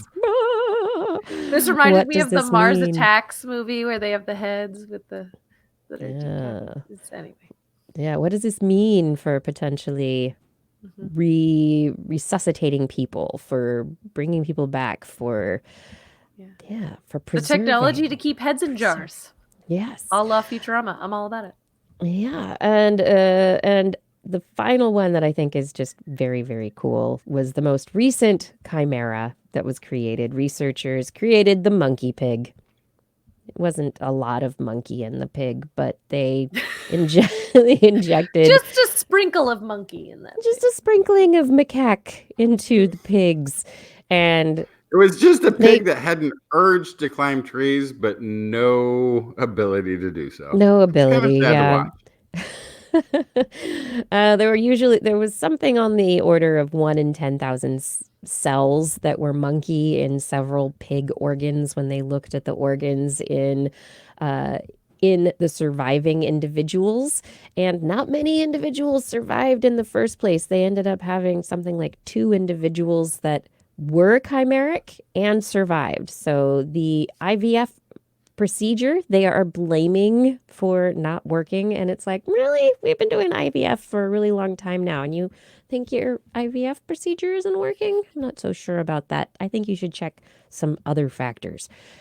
But the reality is, perhaps we will have pig organs that have monkeyness or more humanness at some point in the future for transplantation. And biotechnology is taking us in that direction. It's very, very interesting and exciting. And I'm glad we are finally able to do these chimeric experiments that for years were really not being done. We're finally at a point where where regulations have been relaxed enough to allow this kind of experimentation. And it's going to tell us a lot about what different species need, I guess, their genetics and how they fit together or don't. Why cells work together or don't work together. And how we can potentially, it'll tell us more about life in general, which I think is fascinating. Yeah, I think before you take this to the 11th degree and kind of take this to a crazy space where people don't want to think about it ethically, when you look at it, it ultimately is just a reminder, again, humans are animals. We're just mammals. So if we're trying to figure out how to best take care of ourselves and keep people alive who need organs, Yeah. or how to experiment on animals in a way to figure out how to keep humans alive who are very sick, find cures for diseases, all this kind of stuff. If we're just mammals, it's not as icky as it sounds. And I think that's part of the hubris that we all kind of have to shake off in this conversation. We're just animals, guys. We're not that different. And it does, at a certain point, it goes to that level of biology as information processing. Mhm. You know, how much of the output that is flesh and bone, you know, is similar across the different species? How much is different? What?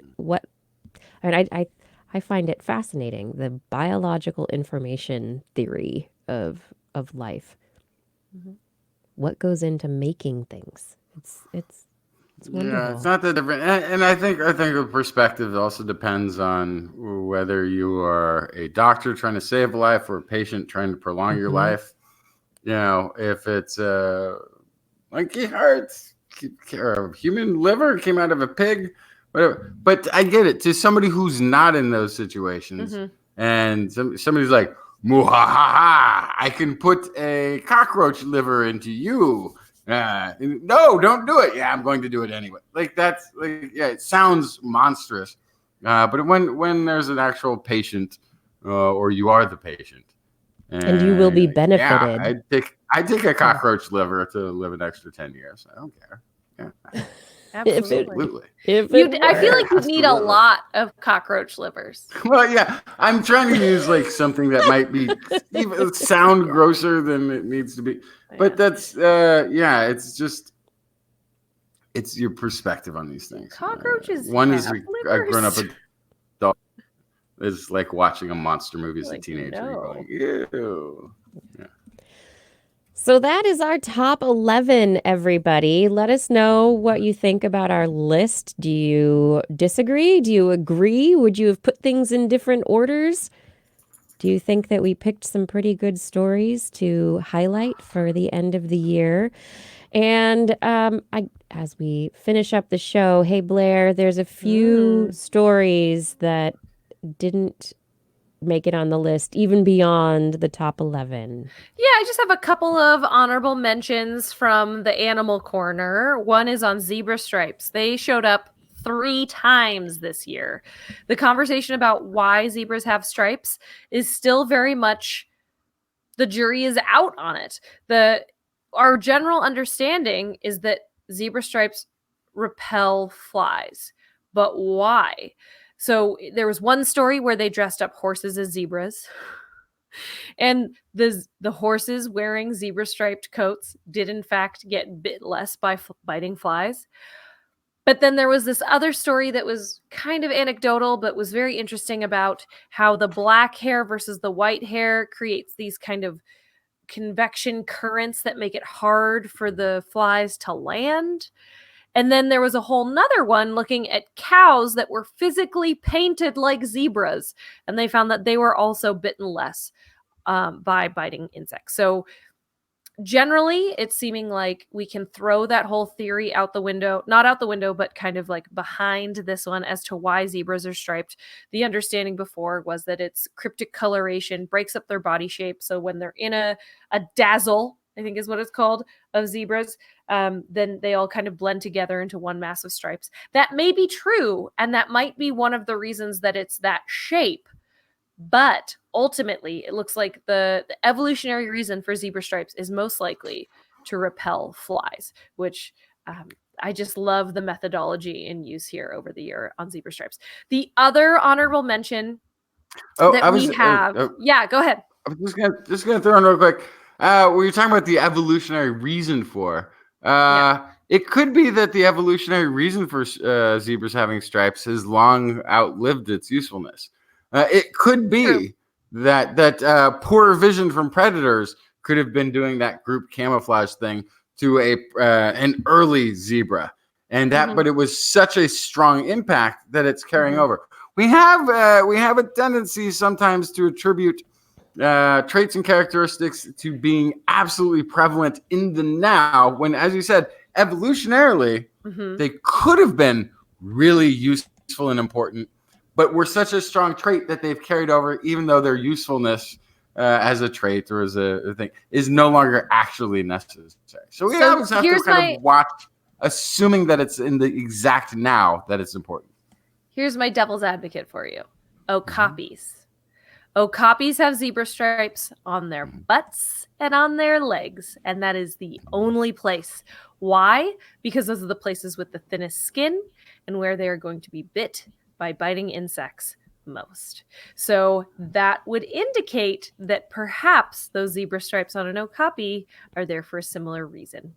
So there's clues that we have that aren't just based on kind of this one, but you can look through evolutionary history and see what other animals had this and where and why. And so it's looking good, is all I'm saying. Can I ask you something? Can I ask you a really quick question? Yeah. Is it likely that if there's areas where you get bit more, that your skin would get thicker?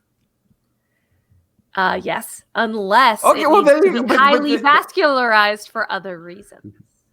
Right. Yeah. So, but you're right though. You do, and then that could be it. That could be it. That could be the defining thing that says it's not an ancient thing where there was. Yes, you're right. So anyway, we looked at zebra stripes all this year, but the other honorable mention that I have tonight is, of course, the transient anus. Transient anus. Of course. So this was a study looking at ctenophores, looking at what perhaps is the evolution of the anus. And this animal has an anus that only exists when it needs to poop. It disappears when it does not have anything to evacuate. And then it reappears when it is time to get rid of extra stuff. So this was just an amazing story. Not always in the same place. Same general area, but not exactly the same. Mm-hmm. So this was such an amazing look at to what might be the first secondary opening evolutionarily, and how the anus evolved. From whence the anus came. From where the sun don't shine. That's right. I thought, but isn't this thing alive now? Doesn't that It mean is, it's but they are one of the most advanced anuses that has ever They been? are one of the very first to hold animals. So there were animals that had the same hole for ins and outs for a very long time. Yeah. And they were one of the very first that had both a mouth and an anus that were independent. Except it wasn't always there. Wasn't always there. It isn't always there. Was not always there. Yes, so fascinating. So fascinating. I had a few honorable mentions, or I guess some things that were left off on purpose as well. Hagfish slime is something that I thought was just cool. And we learned about how hagfish slime gets to be so slimy this year. And then it's all tied up in these little tiny balls, and they go and they expand all over the place. And the slime, it's magic. It's not magic, but now we know how the hagfish slime works, which means that, of course, we can reverse engineer it and make man-made hagfish slime. Mm-hmm. Because, yay!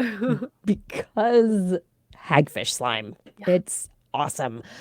And then the story that really didn't make the list because it became kind of mundane this year, exoplanets. Kepler was finding things, and then they've been kind of ending the Kepler mission, and TESS, the Transiting Exoplanet Survey, has been taking up the mantle of looking for exoplanets a little closer to home than Kepler, which is cool. So we're finding things a little closer, but now it's like exoplanets are kind of a dime a dozen. So even though there were discoveries this year, didn't make the list because of that. But one of the cool things that we did find with exoplanets is we started looking at atmospheres around exoplanets. So now we started and we found a couple of baby exoplanets forming in the dust ring around a star. So we think that and we're direct imaging some exoplanets now. So this is really starting to get at a new level of exoplanet science. And I think it didn't really hit this year, but I think in the years to come, we're going to be seeing a new stage of exoplanet science that will be really exciting to report on and talk about. But it's not there yet, but it's tantalizing because it's almost there. My favorite story of the year that didn't make the list was the plants listening to bees and reacting in real time. I found that story incredibly interesting. Oh, I have to say, I had a favorite story that I just remembered. And I actually think this was my favorite story of the whole year, which is why we hiccup. Oh, yeah. The idea that it's because as babies, our automatic part of our nervous system telling us to breathe all the time isn't quite up and running yet. And our hiccup is telling us, don't forget to breathe. I had the hiccups real bad a couple days ago, and I was thinking about it the whole time. Like, oh, this is vestigial from when I was a baby, and I forgot to breathe. How neat.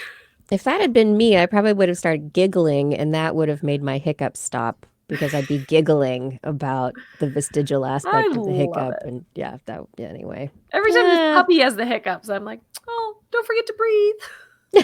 Oh, little puppy, don't forget to breathe. Ah, yeah.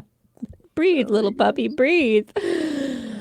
Oh, everyone, I think we've come to the end of our top 11, plus a few more. Show. It's always expanding, like the universe. Like the universe. It's so hard to pick one or two or three things. And yeah, I'm sure that we could have one story to highlight some of these categories, but it's fun to talk it all through. And I like categories as opposed to just specific stories, because really science is, when any one story very often is just anecdotal, right? It's one set of data. You need to have multiple levels of evidence, and that is why I like seeing them as categories and fitting things all together. How does it all fit together into our body of knowledge? And how we look at the world. Yeah, thank you for watching the show. Thank you for joining us for another year of This Week in Science. I would love to give shout outs to everyone in the chat room. Thank you. Those of you who are hanging out and chatting and entertaining us and being a part of the conversation while we do the show. Thank you to Gord McLeod, who helps run our main chat room. Thank you to Fada, who keeps things going over on YouTube, who does our show notes and over on YouTube and also helps with social media. Thank you to Identity4 for recording the show for us so that we have the audio files so that we can publish this show as a podcast. And I would love to thank my Patreon sponsors. But you know what? Can't, because through this whole show, I forgot to make the page where I can see it. So now I have to do that to see the list, because I don't have the list in front of me. And it's just scrolling and scrolling. Well, don't forget to go to patreon.com/thisweekinscience to figure out how to become a patron if you want to be added to this group.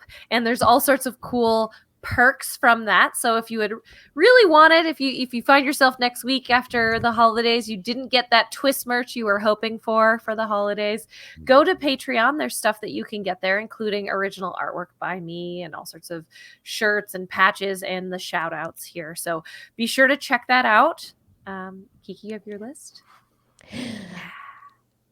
Thank you to Paul Disney, Ed Dyer, Andrew Swanson, Craig Landon, Ed Stu Pollock, Philip Shane, Ken Hayes, Harrison Prather, Charlene Henry, Joshua Fury, Steve DeBell, Alex Wilson, Tony Steele, Richard Porter, Mark Mazzaros, Jack Matthew Litwin, Jason Roberts, Bill K, Bob Calder, Eric Knapp, Richard, Brian Condren, Dave Neighbor, Taylor P.S., Josiah Zahner, Howard Tan, Donald Mundis, Sarah Forfar, Dan K, Matt Bass, Darwin Hannon, Patrick Pecoraro, Ben Bignell, Jean Tellier, John Gridley, Corinne Benton, Adam LaJoy, Sarah Chavis, Rodney Lewis, Tiffany Boyd, John Bertram, Mountain Sloth, Seth O'Gradney, Stephen Alberon, John Ratnaswamy, Dave Friedel, Daryl Myshak, Paul Ronovich, Sue Doster, Dave Wilkinson, Noodles, Kevin Reardon, Christoph Zuknurek, Ashish Pants, Ulysses Adkins, Artyom, Rick Ramus, Paul, John McKee, Jason Olds, Brian Carrington, Christopher Dreyer, Lisa Slazewski, Jim Drapode, Greg Riley, Sean Lamb, Steve Leisman, Kurt Larson, Rudy Garcia, Marjorie, Gary S., Robert, Greg Briggs, Brendan Minish, Christopher Rappin, Flying Out, Aaron Luthen, Matt Sutter, Mark Hessenflow, Kevin Parachan, Byron Lee, and E.O.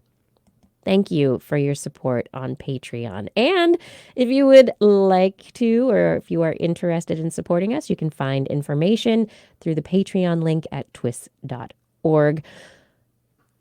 On next week's show, we're not having a regular show. No regularly scheduled show. Christmas Day Eve day show. Yeah, it's not where it doesn't fit with the holidays, and so it's not happening. This is our last regularly scheduled show of the year. You will find us once again on our regularly scheduled Wednesday night at 8 p.m. Pacific time in January. January 8th will be our first regularly scheduled show. It's on the calendar. There you go. Yes, it's on that calendar that Blair made that you can find at twist.org. But we may be doing a decade in review show next week. Stay tuned to the social medias and other outlets where we broadcast this kind of stuff. If you're just catching it on your podcast catcher or your subscriptions, there may be another show, a little Twistmas present for you. Ooh. A decade in review, potentially coming up in the next week or so. What was I going to say? Oh, yeah. Well, you can find all of this stuff at twist.org. You can watch us live at twist.org/live. You can find past episodes on YouTube or at twist.org. And finally, I want to remind everyone to mark your calendars for January 16th. It's a Thursday night, San Francisco Cal Academy of Sciences Nightlife as part of San Francisco's SF Sketchfest. We're going to be broadcasting live from Cal Academy. Get your tickets if you can now. Thank you for enjoying the show. Twist is also available as a podcast. So if you've run out of shows like we have because it's the end of the year and you've got to wait a couple of weeks, just look for This Week in Science wherever podcasts are found, and there'll probably be some of the 750 episodes that we've done that you haven't listened to yet. If you did enjoy the show, remember, tell your friends about TWIS. That's how most people hear about the show, is through their friends. Truth. For more information on anything you've heard here today, for example, if you heard us mention some stories from way back in the year, you can find show notes for today's show and many shows in the past at our website, www.twist.org. While you're there, make some comments, start conversations with other listeners or us, the hosts. And while you're there, order some calendars. We only have 30 of these left, so they are limited edition. And if you buy one of these and bring them to a live show, I will be happy to sign one. So please buy a calendar. They support the podcast. There's only 30 left. Act fast. Or you can contact us directly. Email Kirsten at thisweekinscience.com, Justin at twistminion@gmail.com, or Blair at blairbaz@twist.org. Just be sure to put TWIS, TWIS, somewhere in this subject line. Otherwise, what will happen to your email? Spam filtered into oblivion. You can also hit us up on the Twitter where we are at TWIS Science, at Dr. Kiki, at JacksonFly, and at Blair's Menagerie. We love your feedback. If there's a topic you would like us to cover or address, suggestion for an interview, a haiku that comes to you in the night, please let us know. We'll be back here in some form next week, but definitely in the new year in 2020. And we hope you'll join us again then for more great science news. Yes. But if you've learned anything from this show, It's all in your head.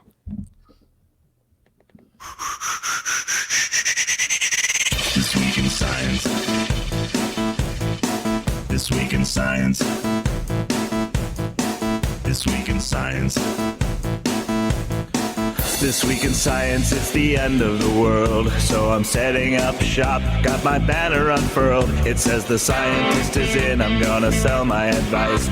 Show them how to stop the robots with a simple device. I'll reverse global warming with a wave of my hand. And all it'll cost you is a couple of grand. 'Cause this week's science is coming your way.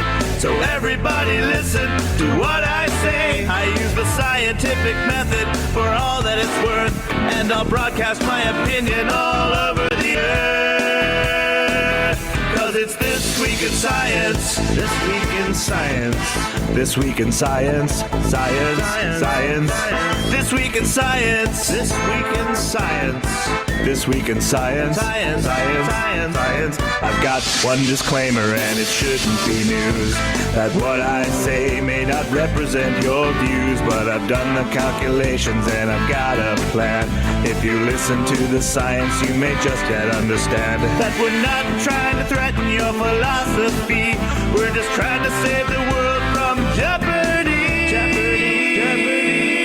And This Week in Science is coming your way.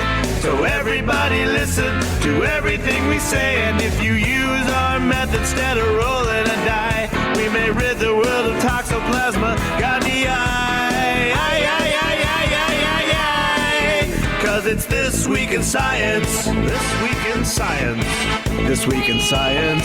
Science. This Week in Science. This Week in Science. This Week in Science. Science.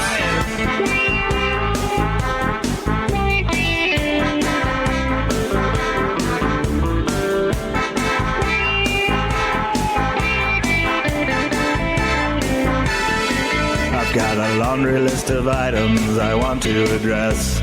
From stopping global hunger to dredging Loch Ness. I'm trying to promote more rational thought. And I'll try to answer any question you've got. But how can I ever see the changes I seek when I can only set up shop 1 hour a week? This Week in Science is coming your way. You better just listen to what we say. And if you've learned anything from the words that we said, then please just remember it's all in your head. 'Cause it's This Week in Science. This Week in Science. This Week in Science. Science. This Week in Science. This Week in Science. This Week in Science. Science. This Week in Science. This Week in Science. This Week in Science. This Week in Science. This Week in Science. This Week in Science.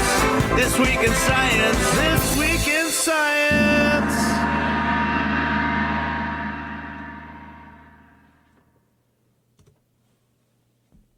And now, this is the after show. This is the after show. This is the show that's after the show. It's the show that's part of the show, but not really.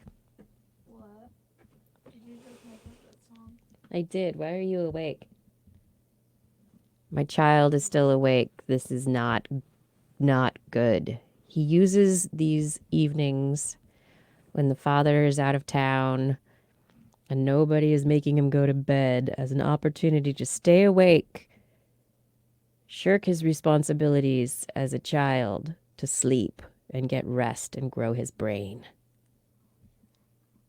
Yes. I learn about people. You learn about people? I learn to be social. Don't be social. Go to sleep. Why don't I be social? Go to sleep. Don't be social. Lie down. Lie down. Hey, you're going to knock something over. I don't like the way you're acting right now. Lie down, please. Nope. Please lie down. Lie down. No, lie down. I need you to go to sleep. We're not going to do a long after show. I hope Justin comes back. He put a comment in the private chat saying he's going to go to sleep now. But he's still here. His connection is still there. So he hasn't left. He has turned off his camera. Okay. So I'm confused. But yes. Hey, Well- everybody who's watching. Good to see you here. It's always fun to do the top 11 show. It's just, it takes a lot of time to put together. And do. It's gotten longer over the years.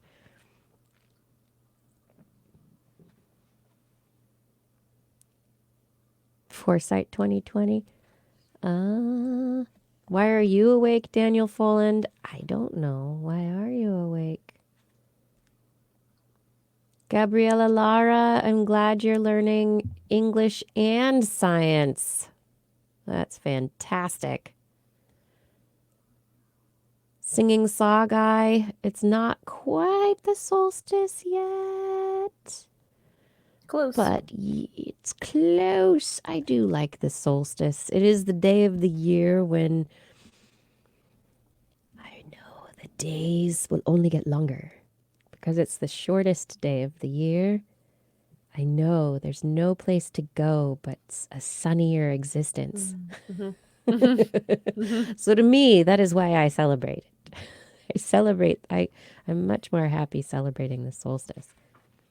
I Oh, just you're want awake everyone to because- see this, Corgi? but it's What- hard to. What are you trying to show I'm off? trying to show the way she's sleeping. Hold on. I can't I'm see. gonna move.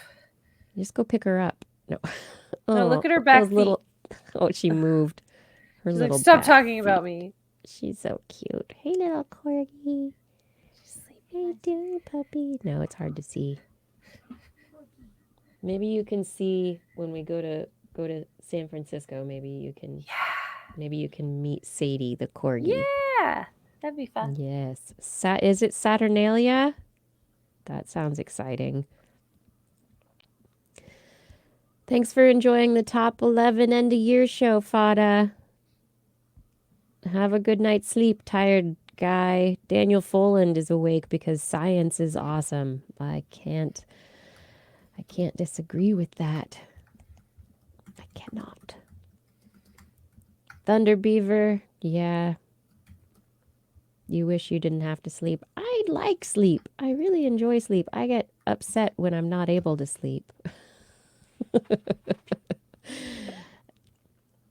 And then Ben Rothig, you say going to sleep is easier the closer you get to 40. Well, there's this wonderful thing on the other side of 40, as you get further away from it, it's harder to go to sleep again. So it's like 40 maybe is the sweet spot.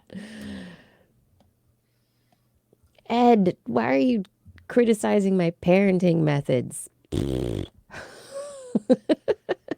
always works when I tell my son to go to sleep. Go to sleep. No. Yeah, he's being really defiant recently. I got some issues with that. I never go to sleep. Oh, Yes, he you never goes to do. sleep.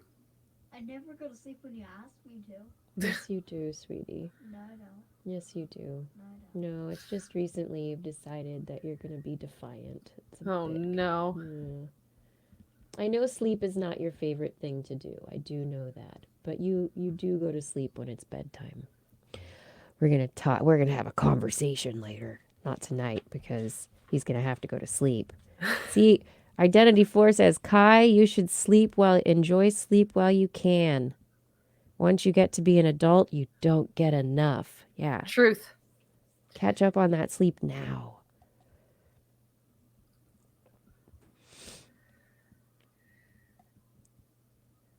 I know we've already started the bargaining of like, I'll take her out now if you feed her in an hour. Exactly. But don't you like with the dog, your partner goes to work at night. So Correct. Yes. you have nighttime duty. Correct. And- So I have to and do by the duty, early I mean mornings. Duty. Duty, not duty. Yes. Duty. So on duty. the mornings when he's at work, I have to do all the things. But those are usually mornings when I also work, so it's not a big deal. When we both are on the weekend, then we can bargain and trade. Yeah. So I was able to sleep till almost 10 o'clock today, which was insane. I haven't done that since we got her. Wait, are you on holiday already? I took this whole week off. What? Yes. Wow. Because I have 240 hours of PTO. Wow. That's awesome. So I took some. You should. So originally we were Yes. going to go somewhere for the week, but then we got a puppy. So Mhm. so we are finding all sorts of fun things to do with our days. So today we went to a matinee. Mm. Yesterday we went on a big long hike. It was her very first hike Yeah. ever. A staycation. Yeah, we're doing a lot of very fun things. So yeah, that's gonna be great. That's lovely. Yeah. So this morning I slept in. Tomorrow I'm gonna let him sleep in. Great.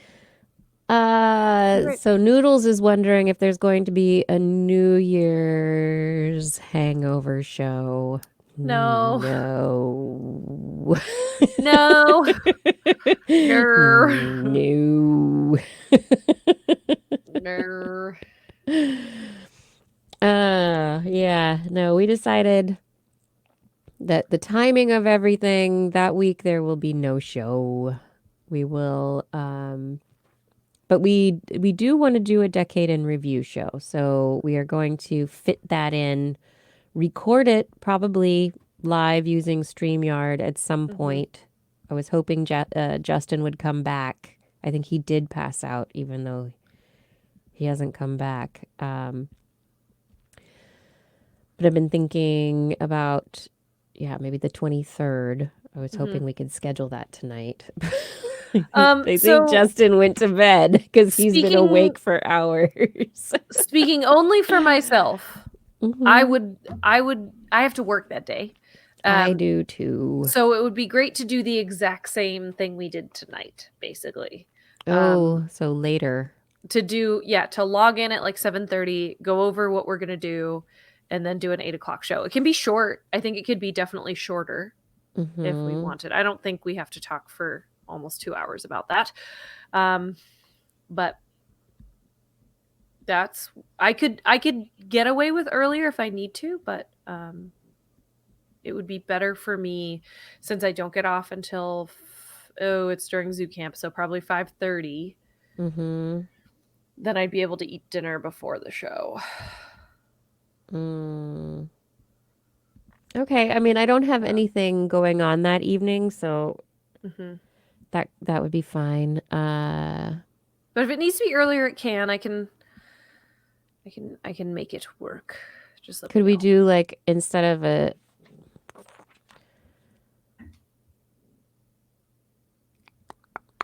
I mean, Justin did a whole bunch of numbers and everything. I'm going to see if he can. That. I need to talk with him about after he's had some sleep about what his numbers mean. I know. I was trying to figure it out. And I was like, I think I know what this means. But then there's this stuff. What does this mean? Yeah. There were sections that I was like, oh, I totally get what he did here. And then there were sections where I was like, how'd you get this number? Yeah, and then I need to look more closely. Like he was saying that he put synthetic biology into evolution, and I'm like, nope, no, yeah, those are no. Yeah, I'm gonna split those apart. So there's some reformatting that might need to be done. But anyway, decade in review show, and it's cool that Justin that I want to do that. I can't wait, and I think later, if we could do a 7 o'clock. Yeah, I could probably do that. I think maybe. I could get that done. I can manage I just would like to, maybe not be up as late. And I'm sure our East Coast friends would appreciate it as well. Yeah, it's the holidays. I get it. I think we could do it. I think that'd be fine. And then Does that mean we were trying to log on at 6:30 to talk through things? Yeah. Okay. Would that be possible, or do you think I think 7 o'clock? if you don't mind me eating while we're doing that, while we're doing the prep, No, not then at I all. think Yeah. I think that's doable. Yeah. Okay. So I'm gonna put that on my calendar. Okay. I'll put it on the calendar. And yeah, because it would be nice not to. Yes. TWIS Decade in Review. So put it on there. 6:30 Great. All right. Yeah, I think Justin's gone. Yeah, it does seem that way. He's like, forget you people. I'm Oh, exhausted. he just left the chat too, so I think he timed out. So I think I think we are done. He passed out somewhere. Yeah. Oh my goodness. Okay, so we've scheduled that Decade in Review show, and then I'll get it published at some point. But yeah, so everyone, if you're watching now, you're in the know. You're in the know. Oh, Ed, that's more than a decade ago. The first story on TWIS, I have that on tape. I'd have to listen to the tape to find out probably. But yeah, I don't know what his first story on his first TWIS was. What year? That's 2005, so that's 15 years ago. Now, yeah. But the decade in review, I mean, that's we didn't have Blair for the first 3 years of the decade. Mm-mm. No, what year did you start? I started 2 years. January 2012. Yeah. Yeah, it was the first 2 years or 1 year. No, 2 years. Okay. 2 years. Yeah. Yeah. Yep. Because I had a Kai, and then I got a Blair. Yeah. Almost immediately. There's a period of 3 months in 2011 where I wasn't even on the show. Yeah. So it's like, the decade, oh my, it's a little bit of a blur. Yes. Yes. I was writing down from this year, I went through all of the episodes and I wrote down all of our interviews. We had 28 interviews in 2019. Jeez. That's more shows with interviews than without. Yep. And they are a wonderful, a bunch of really good interviews. I was looking at the list and I was like, what a good year of interviews. What are we going to do this year? What's 2020 going to bring? Hello, Janiscu. Welcome to the chat. I don't know how much longer we're going to be here. Yeah. I need to put my child to bed. Moments. Yes, a moment. A moment.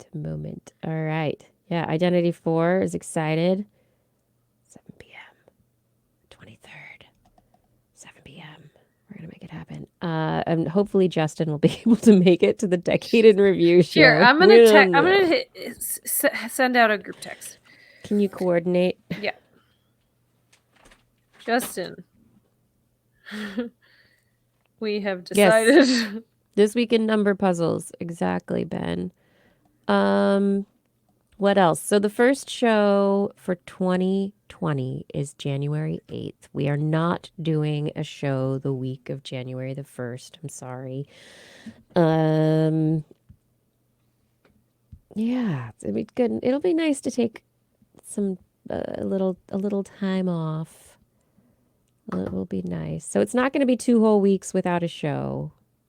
There will be a show, just not on the normal broadcast until the 8th, January 8th. And that's going to be our predictions show, which will be fun. I was looking back at some of my predictions already. Oh, I have some Googling to do. Oh, yes. Every year I'm like, this year, I am going to keep track throughout the year. Every year I say the same thing. Yeah. No. I need somebody to keep track for me. Yeah. That's what I need. Yeah, so the prediction show will be a lot of fun. And then the week after that is going to be in San Francisco. Yeah. That's really fast. Oh my It's so goodness. soon. Yes. And then it's like, what, 16th? And then. Let's see, Oh, what is that? Justin responded to the text. Yours. And then 1, 2, 3, Okay, Justin confirmed the show. So 4. And then 4 weeks. And then we'll go to Seattle. And we'll Yeah. do a lot of fun in Seattle. Oh yes, I meant to tell you that you have someone interested in being the tech help for that if you are so inclined. Cool. Yes. So we can talk about what that means and things. Great. Great. Yes, please. We will all register. We will all register. Perfect. Oh, okay. Is there Hurrah. anything else we need to talk about before? We'll be back talking next Monday. So we have another chance to talk about things with people and chat about things. It's the holidays. We're almost to the solstice, which, like I said, I love. I hope everyone has just a fabulous week or so. And then more holidays. I really am looking. I want a vacation. I always want vacations. Feels nice. I'm really jealous, Blair. I'm like, how do you just take time off like that? Well, What? I scheduled it roughly 8 months ago. Yeah, good job. So that's how. It's more like staring down the barrel at losing PTO that I earned Yeah, and going, okay, I'm scheduling some time. good. Yeah, don't lose it. No. Use it. Yes. Thunder Beaver, I have not heard. Oh, I have heard of Silver TV. Okay, it runs off Ethereum cryptocurrency payment. Interesting. Thanks for that. I don't know. More platforms. I have to figure out how to do what, where, when. Is there anything else? Yes, Ed is congratulating Finland for having more women in government. Yes, that's pretty. They made some great election choices. That'll be cool. And it's going to be a TWIScation for the TWIS holidays. It'll be great. It'll be good. No vacation. Oh, but you're going to Disney World. It's good. Long term. This is another thing, another messaging strategy. People are able to plan long time in advance for vacations, to save money, to buy a house. There are goals that people have that are like long time in the future. How can we get people thinking that way about things they can do today for the future of our climate? Right? It's like saving for a house or planning a vacation. You have to do things in advance, and you have a goal. So you do things that are specific to that goal in advance of it. So one of the values that we talk about in Noki is responsible management, which is making simple, common sense steps for the future of all generations of people and animals. The idea that if you know there's a problem and you have tools to fix it, it makes sense to do that. Just kind of talking about hey, we have this problem, but we have tools at our disposal. So let's make some simple, common sense steps to fix those problems. Yeah, I like it. Simple, common sense. So Interview from Justin, and AI. Justin just sent a smiley face and then the scream face and then the sleepy face and said, I'm still in a different time zone and it's not even the one I just left. What? So did he get stuck somewhere? No, Because I thought he was just topsy-turvy. Okay. He said should be good by Monday. So he did confirm Monday. So we're good Okay, for good. Monday. So I'll send out some tweets tomorrow and stuff, letting everyone know. I'm going to kick him out of the studio. Yeah. Kicked Kick him out. everybody out. I kicked him out. Yep, I'm going to kick everybody out. He's Kick us lost all in outta time and here. space. That's right. Oh, Get my out of goodness. here. That's right. I know as soon as I hang up here, I'm going to remember things that I wanted to talk about and be like, oh, I had this opportunity to talk about things and I totally forgot because I didn't write it down and it was the end of the day and it's late and I don't know. So, anyway, that'll just be how it is. Yep. Just remember to bring me some calendars when you come to the Bay Area. I can do that. I can bring some calendars to the Bay Area. And I would like somebody to bring me candy. That would be nice. That can be arranged. If you give me candy, I will give you calendars. Perfect. Yes, this is a good trade. How about some fresh baked cookies? I like cookies. Yes. I will eat the cookies. All of them. I want to eat the cookies. There you go. Okay, that sounds fantastic. So, cookies, calendars, maybe some candy. Identity's going to watch A Die puppy. Hard. Yeah. That's great.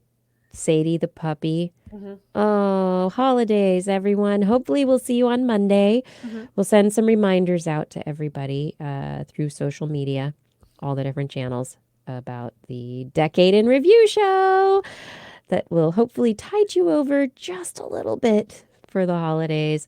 Thank you so much for watching, for being with us tonight on whatever platform you are watching on. Thank you for being a part of the evening. Blair, thanks for great year. Oh, thank you for a great year. Just keep getting better. Great year of science. Yes. The 2010s, the decade in which I became a part of TWIS. I know. It's an important decade. Oh, it's very important. Very important. Yeah. All right. How do we say goodnight? Good night, Blair. Say goodnight. Say goodnight, Blair. Good night, Blair. Say goodnight, Kiki. Good night, Kiki. We can say goodnight, minions. Good night, Good night, minions. Bye. We will see you next week. Bye. You're always double button pushing.